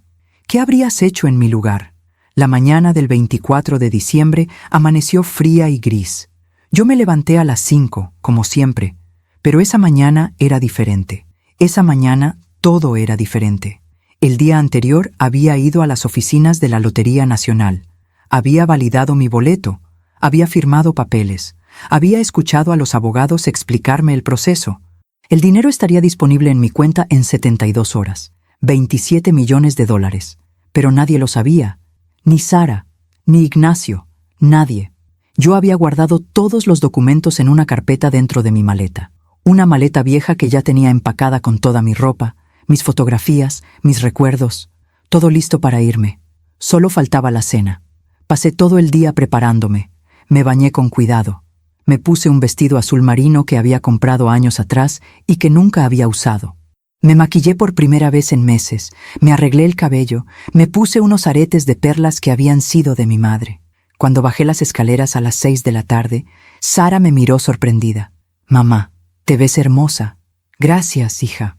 Ignacio estaba en la sala, vistiéndose su saco. Me miró de arriba abajo con desprecio apenas disimulado. «Vaya, Noelia, hiciste un esfuerzo». No respondí, solo sonreí. La casa estaba decorada de forma elegante. El servicio de banquetes había llegado temprano y había preparado todo. La mesa del comedor estaba puesta con manteles blancos, vajilla fina, copas de cristal, centros de mesa con flores caras. Era hermoso, como una escena de revista. A las 7 empezaron a llegar los invitados, los padres de Ignacio, una pareja mayor con aires de superioridad, los hermanos de Ignacio con sus esposas arregladas y sus sonrisas perfectas.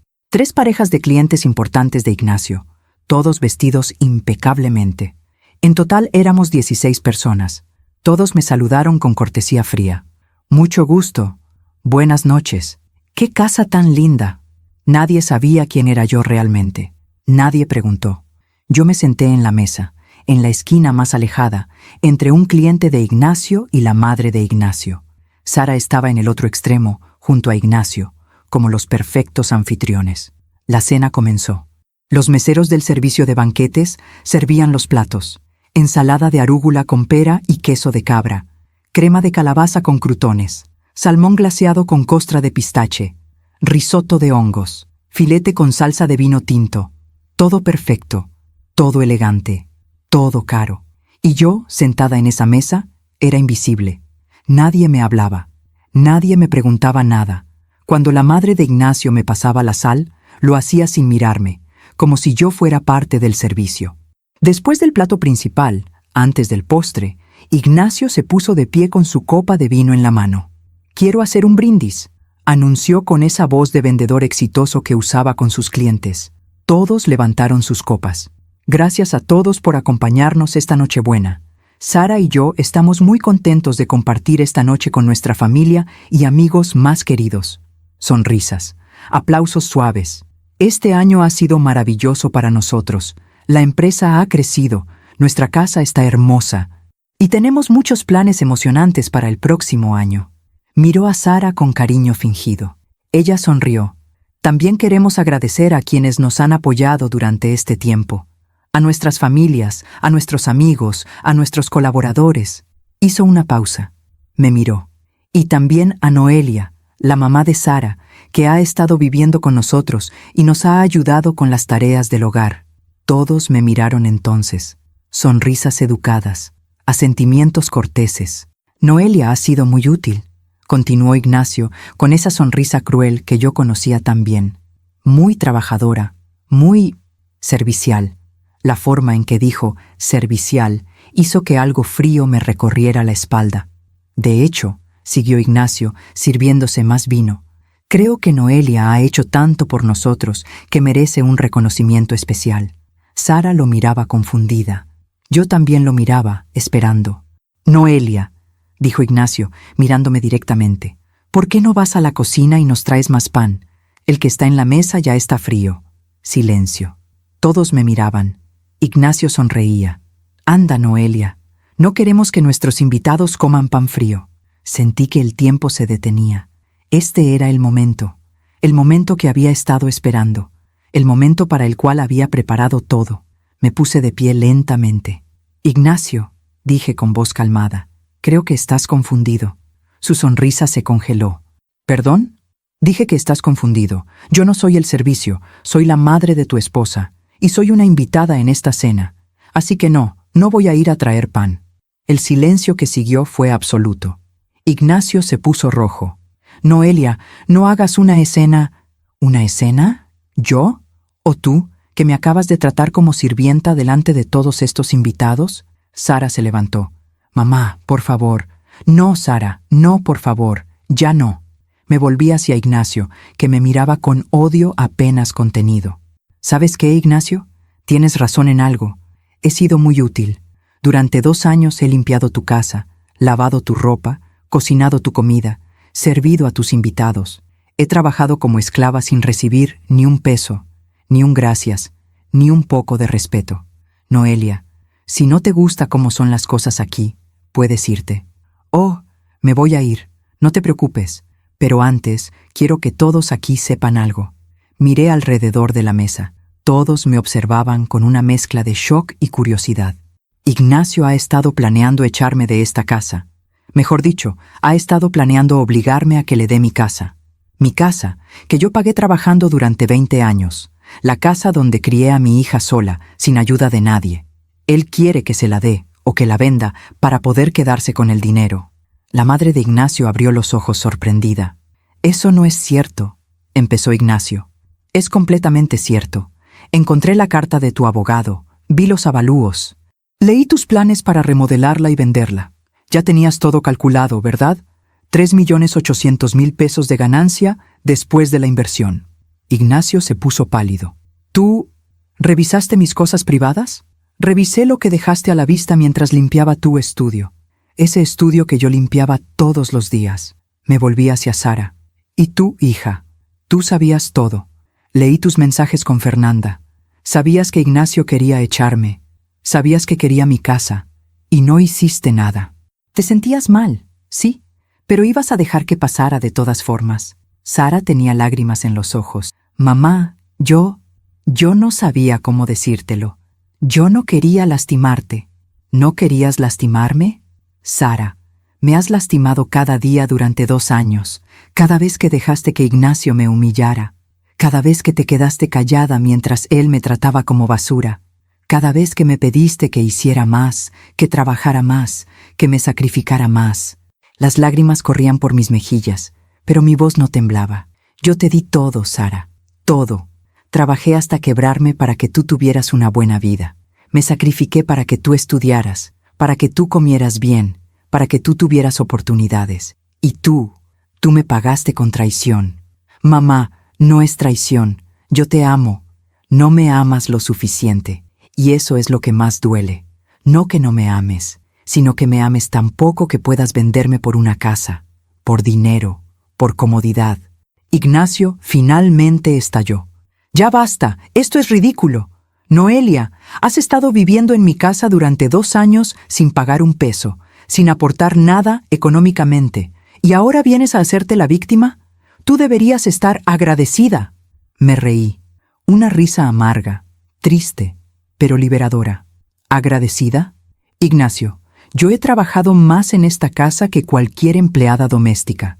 Si te cobrara por todo lo que he hecho, las limpiezas, las comidas, las lavadas de ropa, las planchas, las compras, la organización, te debería más de lo que ganas en 6 meses. Me acerqué a él, mirándolo directamente a los ojos. Pero tienes razón en algo. Esta es tu casa, y yo no debería estar aquí, porque esta casa está llena de crueldad, de mentiras, de gente que no sabe lo que es el respeto. Entonces lárgate, dijo Ignacio con desprecio. Lárgate ahora mismo. Vete a tu casita miserable y vive ahí con tus recuerdos. A ver cuánto tiempo aguantas sola, vieja inútil. Vieja inútil, repetí.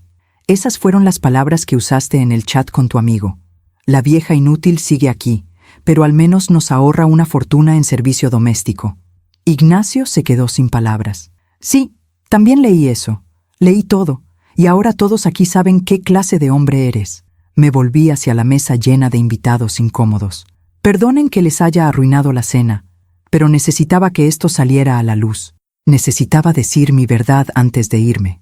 Caminé hacia Sara y le puse la mano en el hombro. Ella me miraba con los ojos llenos de lágrimas y culpa. Te amo, Sara. Siempre te voy a amar. porque eso es lo que hacen las madres. Amamos incluso cuando nos lastiman, incluso cuando nos traicionan. Pero amar no significa quedarme donde me destruyen. Amar no significa permitir que me traten sin dignidad. Mamá, por favor, no te vayas así. Tengo que irme, hija, porque si me quedo, voy a desaparecer por completo. Y todavía hay una parte de mí que quiere vivir, una parte de mí que merece respeto, una parte de mí que se negó a morir. Me alejé de ella y me dirigí hacia las escaleras. «Noelia», gritó Ignacio, «si te vas ahora no vuelvas, y olvídate de tu casa, voy a encontrar la forma de quitártela de todas formas». Me detuve en el primer escalón y me volví a mirarlo. Y entonces sonreí. Una sonrisa verdadera, libre, poderosa. «Ignacio», dije con calma absoluta, «hay algo que no sabes, algo que nadie aquí sabe». Todos me miraban. Hace 3 semanas compré un boleto de lotería, un impulso tonto con 100 pesos que encontré en un pantalón viejo. Saqué la carpeta que había escondido bajo mi brazo. Ayer fui a validar ese boleto. Resulta que gané el premio mayor del sorteo especial de Navidad. Abrí la carpeta y saqué el documento oficial. $27 millones. El silencio fue tan profundo que podía escucharse el tic-tac del reloj de pared. $27 millones. Repetí lentamente, saboreando cada palabra. El dinero estará en mi cuenta en 3 días. La cara de Ignacio se transformó completamente. Del desprecio pasó al shock, del shock a la incredulidad, de la incredulidad a la codicia. «Sogra, nosotros la amamos». Empezó a tartamudear, a tropezarse con sus propias palabras. «Noelia, espera. Ha habido un malentendido. Yo nunca quise... Sara, dile a tu mamá que...». «No», lo interrumpí. «No hay malentendido. Todo está muy claro. Tú me odiabas cuando pensabas que yo no tenía nada. Y ahora que sabes que tengo dinero, me amas. Pero tu amor no vale nada para mí. Porque no es amor, es codicia». Sara se levantó y corrió hacia mí. «Mamá, por favor, escúchame. Yo sí te amo, de verdad, no por el dinero, te lo juro». La miré a los ojos. Vi desesperación ahí. Vi miedo. Vi pánico. Pero no vi amor verdadero. «Sara, si me amaras de verdad, me habrías defendido cuando no tenía nada. Me habrías defendido cuando Ignacio me humillaba. Me habrías dicho, quédate, mamá, en lugar de planear cómo echarme. El dinero no cambia nada de lo que pasó. No borra los 2 años de maltrato. No borra tu silencio. Pero, mamá, te voy a dejar la casa», dije tranquilamente. Sus ojos se iluminaron con esperanza. «¿La casa?» «Sí, esta casa donde he vivido estos 2 años. Te la dejo a ti. Solo a ti. No a Ignacio. A ti. Porque eres mi hija y te amo, aunque tú no hayas sabido amarme como merecía». Sara me abrazó, llorando. «Gracias, mamá. Gracias. Te prometo que...». «No me prometas nada», la interrumpí suavemente. «Solo espero que cuando tengas tus propios hijos, recuerdes esta noche, recuerdes cómo se siente ser la madre que lo da todo y recibe humillación a cambio. Y espero que seas mejor madre de lo que fuiste hija». Me separé de ella y subí las escaleras. En mi cuarto, tomé la maleta que ya tenía preparada, la fotografía de Veracruz, el dibujo de Sara de cuando era niña, mi libreta de recetas, mis documentos. Todo estaba listo. Bajé las escaleras por última vez. Los invitados seguían en la mesa, petrificados, como si acabaran de presenciar una obra de teatro. Ignacio estaba sentado con la cabeza entre las manos. Sara lloraba en silencio. Caminé hacia la puerta. «Noelia, espera», intentó decir Ignacio una vez más. «Adiós, Ignacio. Espero que encuentres paz algún día. Y espero que aprendas que la gente no es útil o inútil. La gente es valiosa simplemente por existir. Pero no creo que lo aprendas». Abrí la puerta. Afuera, un taxi ya me esperaba. Lo había llamado antes de bajar a cenar. «Señora, ¿a dónde vamos?», preguntó el conductor. Miré hacia atrás una última vez. Vi la casa iluminada. Vi a Sara en la ventana, mirándome irse. «Al aeropuerto», dije. «Tengo un vuelo a Cancún a las 11 de la noche». El taxi arrancó. Y mientras nos alejábamos de esa casa, de esa vida, de ese dolor, saqué la fotografía de Veracruz y la miré. «Ya te encontré», le susurré. «Finalmente te encontré de nuevo». Las lágrimas corrían por mis mejillas, pero eran lágrimas diferentes. Eran lágrimas de liberación. El avión despegó a las 11:40 de la noche. Yo estaba en el asiento junto a la ventana, mirando las luces de la ciudad hacerse cada vez más pequeñas. Cada luz que se alejaba era un recuerdo que dejaba atrás. Cada kilómetro de altura era un paso más hacia la libertad. En mi regazo descansaba la fotografía de Veracruz. La mujer joven de ese retrato finalmente había vuelto. No físicamente. Yo seguía teniendo 58 años, cabello gris, arrugas en la cara. Pero por dentro, esa mujer había regresado. La mujer que sabía su valor. La mujer que no aceptaba ser tratada como basura. La mujer que elegía su propia vida. Durante el vuelo no pude dormir. Pensaba en Sara. En su cara cuando le dije que le dejaba la casa. En sus lágrimas. En su desesperación. ¿Había sido muy dura con ella? No. Había sido justa. Porque el amor de madre no significa permitir que tus hijos te destruyan. El amor de madre también significa enseñarles con el ejemplo que toda persona merece dignidad. Incluso las madres. Especialmente las madres. Sara había aprendido de mí que el sacrificio era amor, pero yo le había enseñado mal. Le había enseñado que una madre no tiene límites, no tiene necesidades, no tiene derecho a defenderse. Y ahora, al irme, le estaba enseñando algo nuevo, que el amor también requiere respeto, que el sacrificio sin reciprocidad no es amor, es abuso, que alejarse de quien te lastima no es egoísmo, es supervivencia.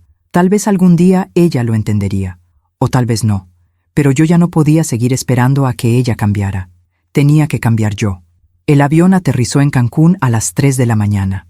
Cuando salí del aeropuerto y sentí el aire cálido del Caribe en mi cara, algo dentro de mí se abrió, como si hubiera estado conteniendo la respiración durante 2 años y finalmente pudiera inhalar.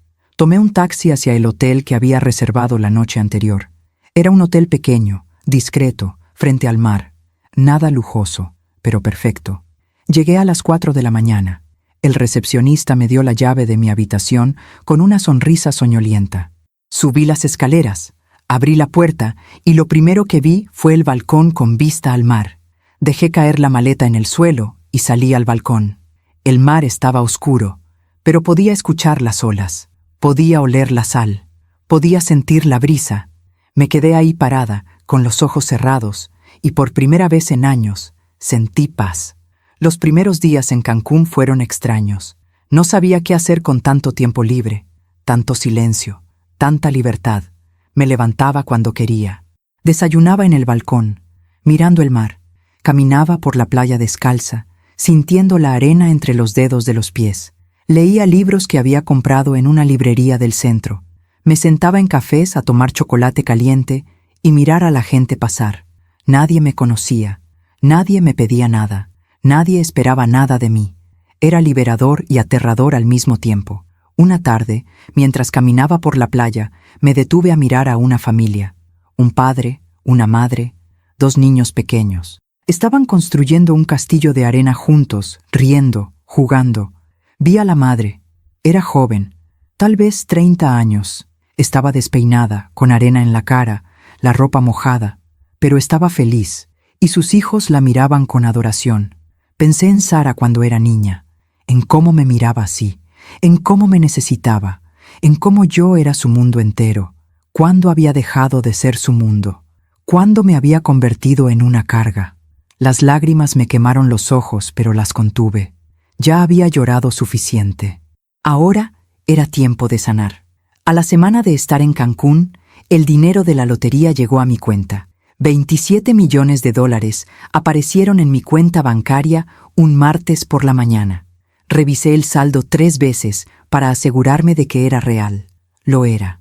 Me senté en la cama del hotel, mirando esos números en la pantalla de mi teléfono, y no sentí la euforia que había imaginado. No sentí ganas de gritar o saltar o celebrar. Sentí responsabilidad, porque ese dinero no era solo mío. Era el resultado de años de trabajo, de sacrificio, de dolor que el universo me estaba compensando. Era mi segunda oportunidad, mi nueva vida, y no la iba a desperdiciar. Lo primero que hice fue buscar un abogado. Contraté a una mujer llamada Marcela, una abogada especializada en patrimonio y herencias. Le conté toda mi historia. Le mostré los documentos de mi casa. Le expliqué lo que Ignacio había intentado hacer. Necesito proteger todo, le dije. No quiero que nadie pueda tocar mi dinero. No quiero que nadie pueda quitarme mi casa. Necesito asegurarme de que si algo me pasa, todo esté en orden. Marcela me escuchó con atención y profesionalismo. Vamos a hacer un testamento muy claro, me dijo. Vamos a proteger todos tus bienes. Vamos a asegurarnos de que nadie pueda intentar declararte incapaz o manipularte.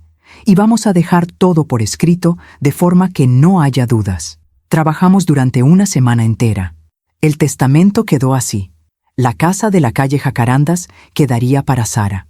Era la única herencia que le dejaría. No porque no la amara, sino porque necesitaba entender que el dinero no compra el amor que perdió. Una parte del dinero, $2 millones, quedaría en un fideicomiso para Sara, con una condición. Solo podría acceder a él si se divorciaba de Ignacio. Si seguía casada con él, el dinero iría a una fundación para mujeres víctimas de abuso familiar. $5 millones irían a esa misma fundación, de todas formas. El resto del dinero era para mí, para vivir, para disfrutar, para hacer lo que nunca pude hacer. Marcela me miró cuando terminamos de firmar todo.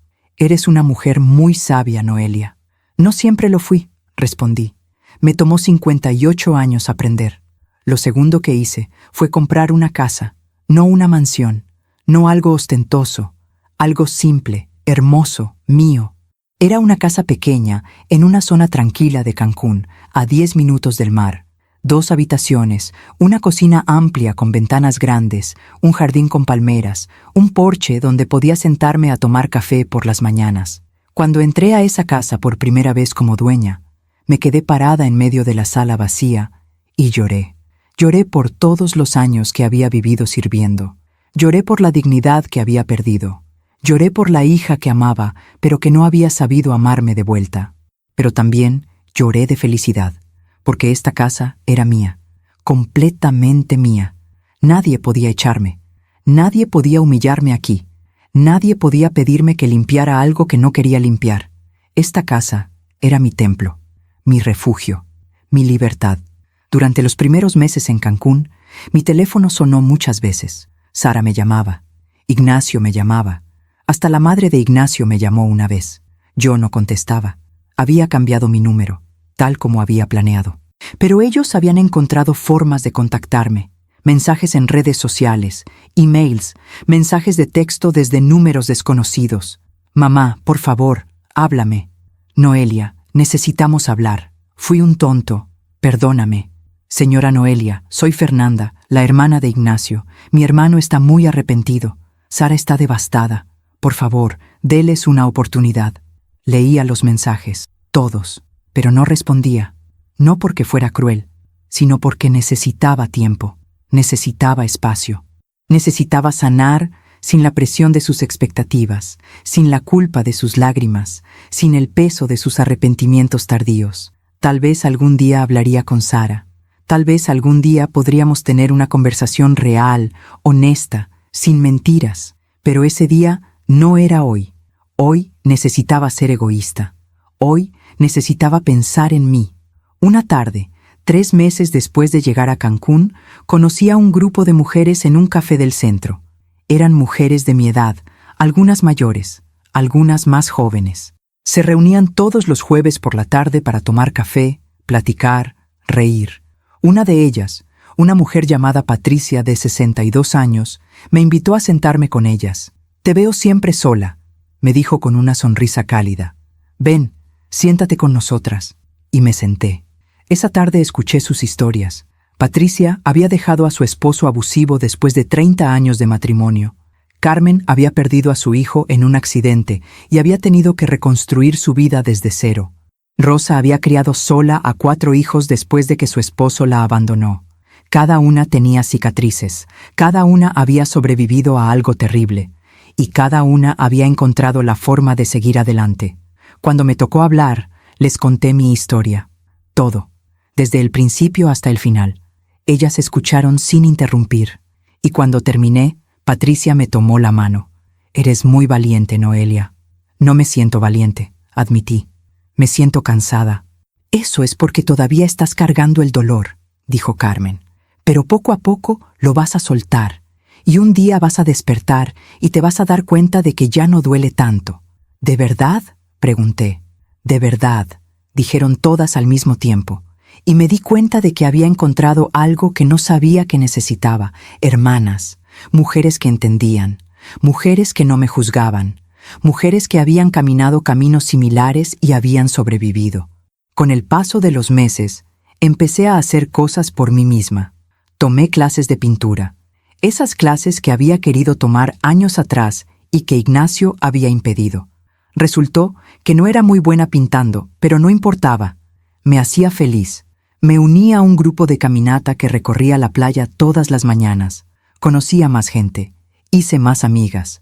Empecé a voluntariar en la Fundación para Mujeres que había ayudado a crear con parte de mi dinero. Escuchaba historias de mujeres que habían sufrido abuso, abandono, humillación. Les daba consejos, les daba esperanza, les mostraba que era posible salir adelante. Y al ayudarlas, me ayudaba a mí misma. 6 meses después de llegar a Cancún, finalmente contesté una llamada de Sara. No porque me sintiera obligada, sino porque estaba lista. «¿Mamá?»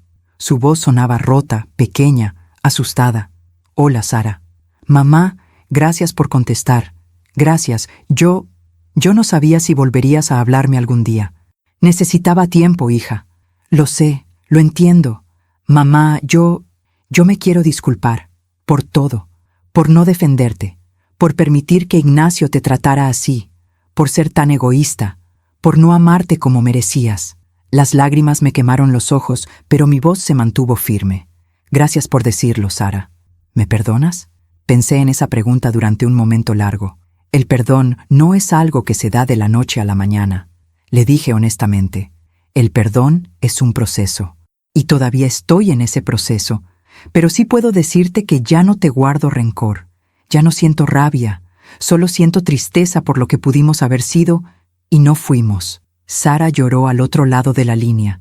¿Vas a regresar algún día? No sé, hija. Esta es mi vida ahora. Tengo una casa aquí, tengo amigas, tengo paz. Y eso es algo que no tuve en mucho tiempo. Lo entiendo. Hubo un silencio. ¿Todavía estás con Ignacio?, pregunté. Silencio más largo. Sí, dijo finalmente. Pero las cosas han cambiado. Él está diferente. Más, no sé, más amable. Sara, las personas no cambian realmente. Solo cambian su comportamiento cuando les conviene. Ignacio está siendo amable porque ahora sabe que no me tiene bajo su control. Pero su esencia es la misma. Tal vez tienes razón. Recuerda lo que está en el testamento. Le dije suavemente. Hay dinero esperándote si decides hacer lo correcto para ti. Pero solo tú puedes decidir qué es lo correcto. Lo sé, mamá. Y gracias. Por eso. Por todo. Te amo, Sara. Siempre te voy a amar. Pero amar no significa aceptar maltrato. Espero que algún día entiendas eso. Lo entiendo ahora, mamá. Ahora sí lo entiendo. Colgamos. Y yo me quedé sentada en mi porche, mirando el sol ponerse sobre el mar, sintiendo que una parte de mi corazón empezaba a sanar. Esa noche saqué la fotografía de Veracruz y la miré por última vez con nostalgia. Ya no necesitaba buscar a esa mujer joven, porque la había encontrado. No afuera, sino adentro. Esa mujer nunca se había ido realmente. Solo había estado dormida, esperando el momento correcto para despertar, y ahora estaba despierta, libre, viva. Guardé la fotografía en un marco nuevo y la colgué en la pared de mi sala, ya no como un recordatorio de lo que había perdido, sino como una celebración de lo que había recuperado.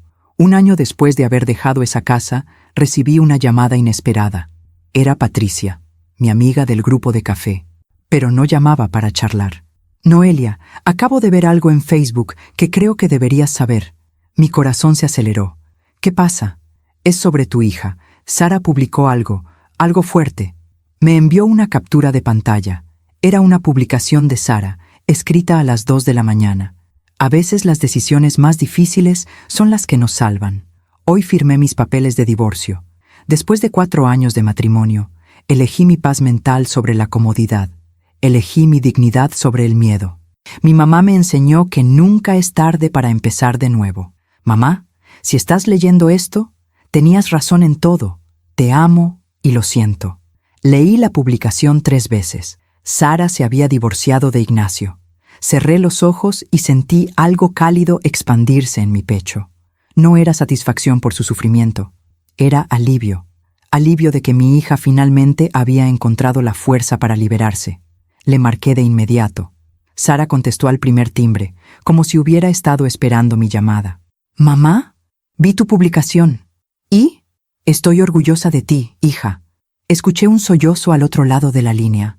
«Gracias, mamá. Necesitaba escuchar eso». Quedamos de vernos 2 semanas después en un café neutral, a medio camino entre Cancún y donde ella vivía ahora. Cuando la vi entrar al café, casi no la reconocí. Se veía diferente, más delgada, más cansada, pero también más real, como si finalmente hubiera dejado de usar una máscara. Nos abrazamos, un abrazo largo, lleno de todo lo que no habíamos dicho durante un año. Nos sentamos y pedimos café. «Cuéntame», le dije. Sara respiró profundo. «Después de que te fuiste esa Nochebuena, todo se desmoronó. Los invitados se fueron incómodos. La familia de Ignacio estaba escandalizada. Y él estaba furioso. ¿Qué pasó? Al principio intentó convencerme de que tú estabas loca, que habías exagerado todo, que él siempre te había tratado bien y que tú eras una malagradecida». «¿Y tú le creíste?» Sara negó con la cabeza. «No, porque yo había visto todo.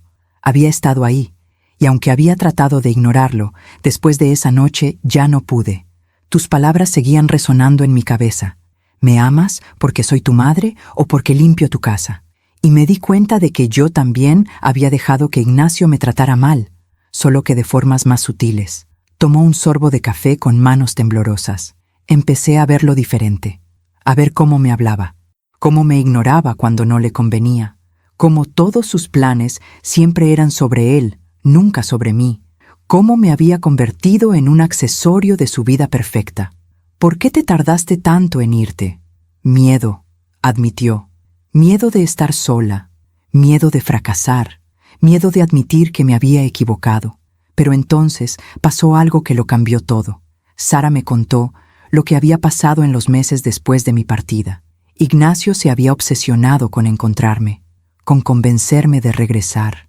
No porque me extrañara, sino porque quería acceso a mi dinero. «Me pedía todos los días que te llamara», dijo Sara, «que te convenciera de perdonarlo, que le dieras solo $1 millón para invertir en un negocio. Decía que era lo mínimo que podías hacer después de todo lo que él había hecho por ti». Me reí amargamente. «¿Todo lo que él hizo por mí? ¿Te refieres a humillarme durante 2 años?» «Exacto, pero él no lo veía así. Él pensaba que al dejarte vivir en su casa te había hecho un favor enorme. Pensaba que le debías algo». «¿Y tú qué pensabas?» Sara bajó la mirada. «Al principio yo también lo creía un poco, pero poco a poco empecé a ver las cosas claramente. Empecé a recordar todo lo que tú habías hecho por nosotros, todo lo que habías trabajado, y me di cuenta de que Ignacio tenía razón en algo. Alguien nos había hecho un favor enorme, pero no era él, eras tú». Sara continuó su historia. 3 meses después de mi partida, la hermana de Ignacio, Fernanda, tuvo una cena familiar. Invitó a Sara e Ignacio. Durante la cena, mientras tomaban vino, Fernanda y la madre de Ignacio empezaron a hablar de mí. «Qué suerte que se sacó la lotería», dijo Fernanda. «Aunque honestamente, con $27 millones, lo mínimo que podría hacer es compartir un poco con su única hija». La madre de Ignacio asintió. «Es muy egoísta de su parte irse y dejarlos así, después de todo lo que ustedes hicieron por ella». Sara me miró. En ese momento, mamá, algo dentro de mí explotó. Dejé la copa de vino sobre la mesa con tanta fuerza que todos me miraron. «¿Qué les dijiste?» «Les dije la verdad. Les dije que tú habías trabajado como esclava en nuestra casa durante 2 años, que Ignacio te había tratado como basura, que yo había sido una cobarde al no defenderte. Les dije que no eras egoísta, sino la persona más generosa que conocía, y que después de todo lo que te habíamos hecho, era un milagro que todavía me hablaras». Sentí un nudo en la garganta. ¿Y qué dijeron ellos? Ignacio me llamó dramática. Su madre dijo que yo estaba siendo irrespetuosa. Fernanda dijo que yo estaba exagerando. Pero yo ya no me callé. Les conté todo, las humillaciones, los planes de quitarte tu casa, el chat donde Ignacio te llamaba vieja inútil, todo. ¿Y entonces? Entonces Ignacio me ordenó que me callara. Me lo ordenó mamá, como si yo fuera una niña, y en ese momento vi mi futuro. Vi cómo sería mi vida con él. Años y años de ser ordenada, controlada, silenciada. Años de convertirme en lo que tú habías sido para él, algo útil que eventualmente dejaría de serlo. Sara se limpió las lágrimas. Me levanté de esa mesa y le dije que quería el divorcio, ahí mismo, delante de toda su familia, y me fui. Después de esa cena, Sara se había mudado de regreso a la casa de la calle Jacarandas, la casa que yo le había dejado. Estaba abandonada, mamá, llena de polvo, descuidada, pero cuando entré y cerré la puerta, sentí algo que no había sentido en años. Sentí que estaba en casa. Me alegra, hija. Empecé a arreglarla, poco a poco, con mis propias manos. Pinté las paredes, arreglé las goteras, planté flores en el jardín, y cada cosa que hacía pensaba en ti, en cómo habías hecho todo esto sola, sin ayuda, mientras me criabas. Sara tomó mi mano sobre la mesa. Mamá, yo no sabía lo difícil que había sido, no sabía cuánto habías sacrificado, porque tú nunca te quejabas, siempre hacías que todo pareciera fácil, y yo crecí pensando que todo lo que hacías era normal, que era tu obligación.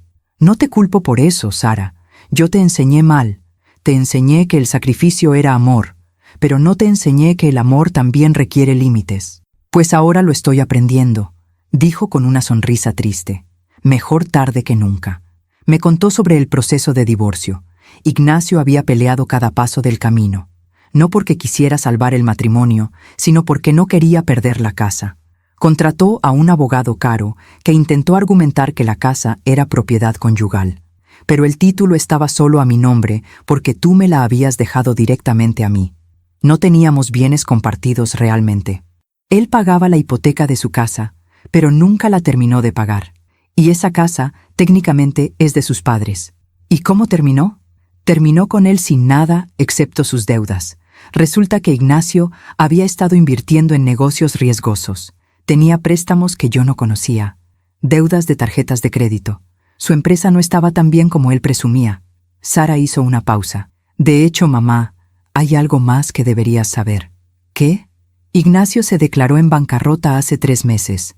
Me quedé en silencio, procesando la información. Su negocio quebró, las inversiones fallaron, sus socios lo demandaron por fraude. Perdió todo, su casa, su coche, su reputación. Ahora está viviendo en un departamento pequeño, trabajando en un trabajo normal que odia, pagando deudas que va a tardar años en liquidar. No sentí alegría al escuchar eso. No sentí satisfacción. Sentí algo más profundo. Sentí el equilibrio del universo funcionando. Ignacio había pasado años tratando de tomar lo que no era suyo, mi casa, mi dignidad, mi paz, y al final había perdido todo lo suyo, no por venganza, no porque yo hubiera hecho algo, sino porque las acciones tienen consecuencias, porque la forma en que tratas a las personas regresa a ti de una forma u otra. ¿Cómo está él?, pregunté. Sara se encogió de hombros. Solo lo he visto una vez desde el divorcio. En la corte, para firmar los papeles finales, se veía vacío, viejo, cansado. Me miró como si esperara que yo le tuviera lástima, como si esperara que yo dijera, está bien, olvidemos todo esto y volvamos a estar juntos. ¿Y qué le dijiste? No le dije nada, solo firmé los papeles y me fui, porque ya no hay nada que decirle. Él eligió su camino, y yo elegí el mío. Nos quedamos en silencio durante un momento. ¿Sabes qué es lo más irónico?, dijo Sara finalmente. ¿Qué? Que si Ignacio te hubiera tratado bien, si nos hubiera tratado bien a las dos, probablemente habrías sido generosa con él. Probablemente le habrías ayudado económicamente, le habrías dado consejos, le habrías abierto puertas, porque así eras tú. Pero él eligió la crueldad, y la crueldad lo dejó solo y quebrado. Tenía razón. Si Ignacio me hubiera tratado con respeto, con dignidad, con amor genuino, yo habría sido la primera en apoyarlo, porque yo era una mujer generosa. Siempre lo había sido, pero mi generosidad tenía límites ahora, y esos límites estaban bien puestos. Después del café, Sara y yo caminamos por el malecón. Mamá, hay algo más que quiero decirte. Dime, hija, el dinero que dejaste en el fideicomiso para mí, ¿sí? No lo he tocado. La miré sorprendida. ¿Por qué no? Ya te divorciaste. Puedes acceder a él. Lo sé, pero no quiero tomarlo todavía. ¿Por qué no? Sara se detuvo y me miró a los ojos. Porque quiero probarte que no estoy contigo por el dinero. Quiero reconstruir nuestra relación desde cero, sin que el dinero esté de por medio. Quiero que sepas que te amo porque eres mi mamá, no porque tienes 27 millones de dólares. Las lágrimas corrieron por mis mejillas. Sara, cuando sienta que hemos sanado de verdad, cuando sienta que nuestra relación es fuerte de nuevo, entonces tal vez lo tome. O tal vez no. Tal vez lo deje para una fundación, como hiciste tú. No sé. Pero por ahora no lo necesito. Tengo un trabajo. Tengo la casa, y estoy aprendiendo a ser feliz con lo que tengo. La abracé fuerte. Estoy muy orgullosa de ti, hija, muy orgullosa. Esa noche, de regreso en mi casa de Cancún, me senté en el porche con una taza de té y miré las estrellas. Pensé en Ignacio, en su orgullo destrozado, en su vida arruinada, en su soledad. No sentí pena por él, pero tampoco sentí odio. Sentí lo que siente alguien que ha visto la justicia cumplirse de forma natural. Sentí paz, porque Ignacio no había sido castigado por mí. Había sido castigado por sus propias decisiones, por su crueldad, por su codicia, por su incapacidad de ver a las personas como seres humanos valiosos. Alguna vez me llamó loca, me llamó vieja inútil, me llamó carga. Y años después, él era quien estaba solo en un departamento pequeño, sin dinero, sin respeto, sin paz. Mientras yo estaba en mi casa frente al mar, rodeada de amigas, haciendo trabajo que me llenaba el alma, reconstruyendo la relación con mi hija. La vida siempre cobra sus deudas, no de forma inmediata, no de forma obvia, pero siempre cobra. Y yo había aprendido que la mejor venganza no es devolver el dolor. La mejor venganza es vivir bien, vivir libre, vivir feliz. Porque cuando tú vives bien, los que te hicieron daño tienen que ver cómo floreciste sin ellos. Tienen que ver cómo su veneno no te mató. Tienen que ver cómo te convertiste en algo hermoso a pesar de ellos, no por ellos. Y esa es la justicia más poética de todas. Han pasado 3 años desde aquella Nochebuena. 3 años desde que dejé esa casa con mi maleta y mi dignidad recuperada. 3 años desde que me subí a ese avión sin saber exactamente qué me esperaba, solo sabiendo que tenía que irme. Hoy tengo 61 años. Mi cabello sigue siendo gris, pero ahora lo llevo corto y arreglado. Mis arrugas siguen ahí, pero ya no me molestan. Son mapas de todo lo que he vivido, de todo lo que he sobrevivido, de todo lo que he aprendido. Sigo viviendo en mi casa pequeña de Cancún. Cada mañana me levanto y tomo café en el porche, mirando el jardín que yo misma planté. Palmeras, bugambilias, jazmines, todo crece aquí con tanta facilidad, como si la tierra supiera que necesito ver cosas hermosas después de tantos años de oscuridad. Sara me visita cada 2 meses.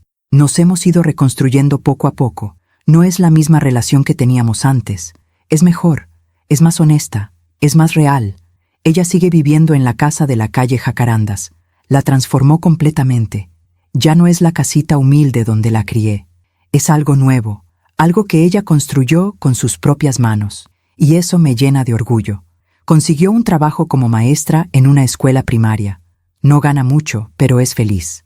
Me cuenta de sus alumnos, de los dibujos que le hacen, de las historias que le cuentan. Es curioso, mamá, me dijo en su última visita. Ahora entiendo por qué siempre guardabas mis dibujos de la escuela. Ahora entiendo ese amor que no pide nada a cambio. El mes pasado finalmente accedió al dinero del fideicomiso, pero no lo usó para ella. Lo donó completo a una escuela en su colonia que estaba a punto de cerrar por falta de fondos. Aprendí de ti, mamá, me dijo, que la riqueza verdadera no está en acumular, sino en compartir. Mi grupo de amigas del café sigue reuniéndose todos los jueves. Patricia, Carmen, Rosa y yo. 4 mujeres que han sobrevivido tormentas y que ahora disfrutan la calma. Hablamos de todo, de nuestros hijos, de nuestros pasados, de nuestros sueños para el futuro. Nos reímos mucho, lloramos cuando es necesario, nos apoyamos sin juzgar. Ellas me han enseñado que la familia no siempre es la de sangre. A veces la familia es la que eliges, la que te ve en tus peores momentos y se queda, la que celebra tus victorias sin envidia. La fundación que ayudé a crear se ha expandido. Ahora tiene 3 sedes en diferentes ciudades. Ayudamos a mujeres que salen de relaciones abusivas. Les damos refugio temporal, asesoría legal, apoyo psicológico, capacitación laboral. Voy a la sede de Cancún 2 veces por semana. Escucho historias que me rompen el corazón. Historias de mujeres que han vivido cosas peores que yo. Mujeres que han sobrevivido violencia física, abuso sexual, pobreza extrema. Y les digo lo mismo que alguien me dijo a mí. No es demasiado tarde. Nunca es demasiado tarde para empezar de nuevo. Algunas me creen, algunas no, pero planto semillas y confío en que algún día esas semillas van a crecer. De Ignacio no sé mucho. Sara me contó hace unos meses que lo vio en un supermercado. Estaba solo, comprando cosas baratas, con la mirada perdida. Se veía viejo, mamá, mucho más viejo de lo que debería verse alguien de 42 años. No le pregunté más, no necesitaba saber. Ignacio vive con las consecuencias de sus decisiones, igual que todos, igual que yo. La diferencia es que yo elegí la bondad y él eligió la crueldad, y cada elección construye el camino que caminamos. A veces, en las noches tranquilas, saco la fotografía de Veracruz. Ya no la necesito para recordarme quién era. Ahora la miro para celebrar quién soy. Esa mujer joven del retrato y esta mujer de 61 años son la misma persona. El tiempo no nos quita nuestra esencia, solo nos enseña a verla más claramente. Yo sigo siendo esa mujer libre, esa mujer fuerte, esa mujer que merece amor y respeto, solo que ahora lo sé, lo creo, lo defiendo. He aprendido tantas cosas en estos 3 años. He aprendido que el amor verdadero no te pide que desaparezcas. El amor verdadero te ve, te valora, te respeta. He aprendido que decir no te hace egoísta, te hace honesta. He aprendido que no puedes salvar a nadie que no quiere ser salvado, y que está bien alejarte de quien te lastima, incluso si es familia. He aprendido que la edad no es una sentencia. A los 58 años empecé de nuevo. A los 61 sigo construyendo, y planeo seguir construyendo hasta el último día de mi vida. He aprendido que la soledad elegida es mejor que la compañía que te destruye, y he aprendido que el universo tiene formas misteriosas de equilibrar las cosas, no siempre de la forma que esperamos, no siempre en el tiempo que queremos, pero siempre, eventualmente, hay justicia. Hay momentos en que me pregunto, ¿y si me hubiera quedado? ¿Y si hubiera seguido aguantando? ¿Y si nunca hubiera ganado la lotería? La lotería fue una bendición, sí, pero no fue lo que me salvó. Lo que me salvó fue la decisión de irme, la decisión de decir basta, la decisión de creer que merecía algo mejor. El dinero solo facilitó el camino, pero yo habría encontrado la forma de irme de todas formas. Porque cuando una mujer decide que ya no va a permitir que la destruyan, nada la detiene. Esta mañana recibí un mensaje de Sara. Mamá, te amo. Gracias por enseñarme que nunca es tarde para cambiar. Gracias por mostrarme que el amor propio no es egoísmo, es supervivencia. Gracias por no rendirte conmigo aunque yo no te defendí cuando debía hacerlo. Eres la mujer más fuerte que conozco. Leí ese mensaje 3 veces y lloré. Lloré porque por fin, después de tantos años, mi hija me veía. De verdad me veía. No como la mamá que limpiaba y cocinaba, no como la mamá que se sacrificaba en silencio, sino como la mujer completa que siempre había sido, pero que nadie se había tomado el tiempo de conocer. Si estás escuchando esta historia y te sientes identificada, si sientes que estás viviendo para todos menos para ti, si sientes que has perdido tu voz, tu valor, tu esencia, quiero decirte algo, no es demasiado tarde. No importa cuántos años tengas, no importa cuánto tiempo hayas estado atrapada, no importa qué tan imposible parezca salir, hay una mujer dentro de ti que está esperando ser libre, está esperando que le des permiso de existir, está esperando que la defiendas. No necesitas ganar la lotería, no necesitas un milagro externo, solo necesitas tomar la decisión de que tú también importas, que tu felicidad también cuenta, que tu vida también tiene valor. Y cuando tomes esa decisión, todo empieza a cambiar. Tal vez no de inmediato, tal vez no será fácil, pero va a cambiar, porque una mujer que sabe su valor es imparable. Mañana cumplo 62 años. Voy a hacer una fiesta pequeña aquí en mi casa. Sara va a venir. Mis amigas van a venir. Vamos a comer, a reír, a celebrar. Vamos a celebrar la vida, mi vida. Esta vida que casi pierdo tratando de ser lo que todos necesitaban que fuera. Esta vida que finalmente es mía.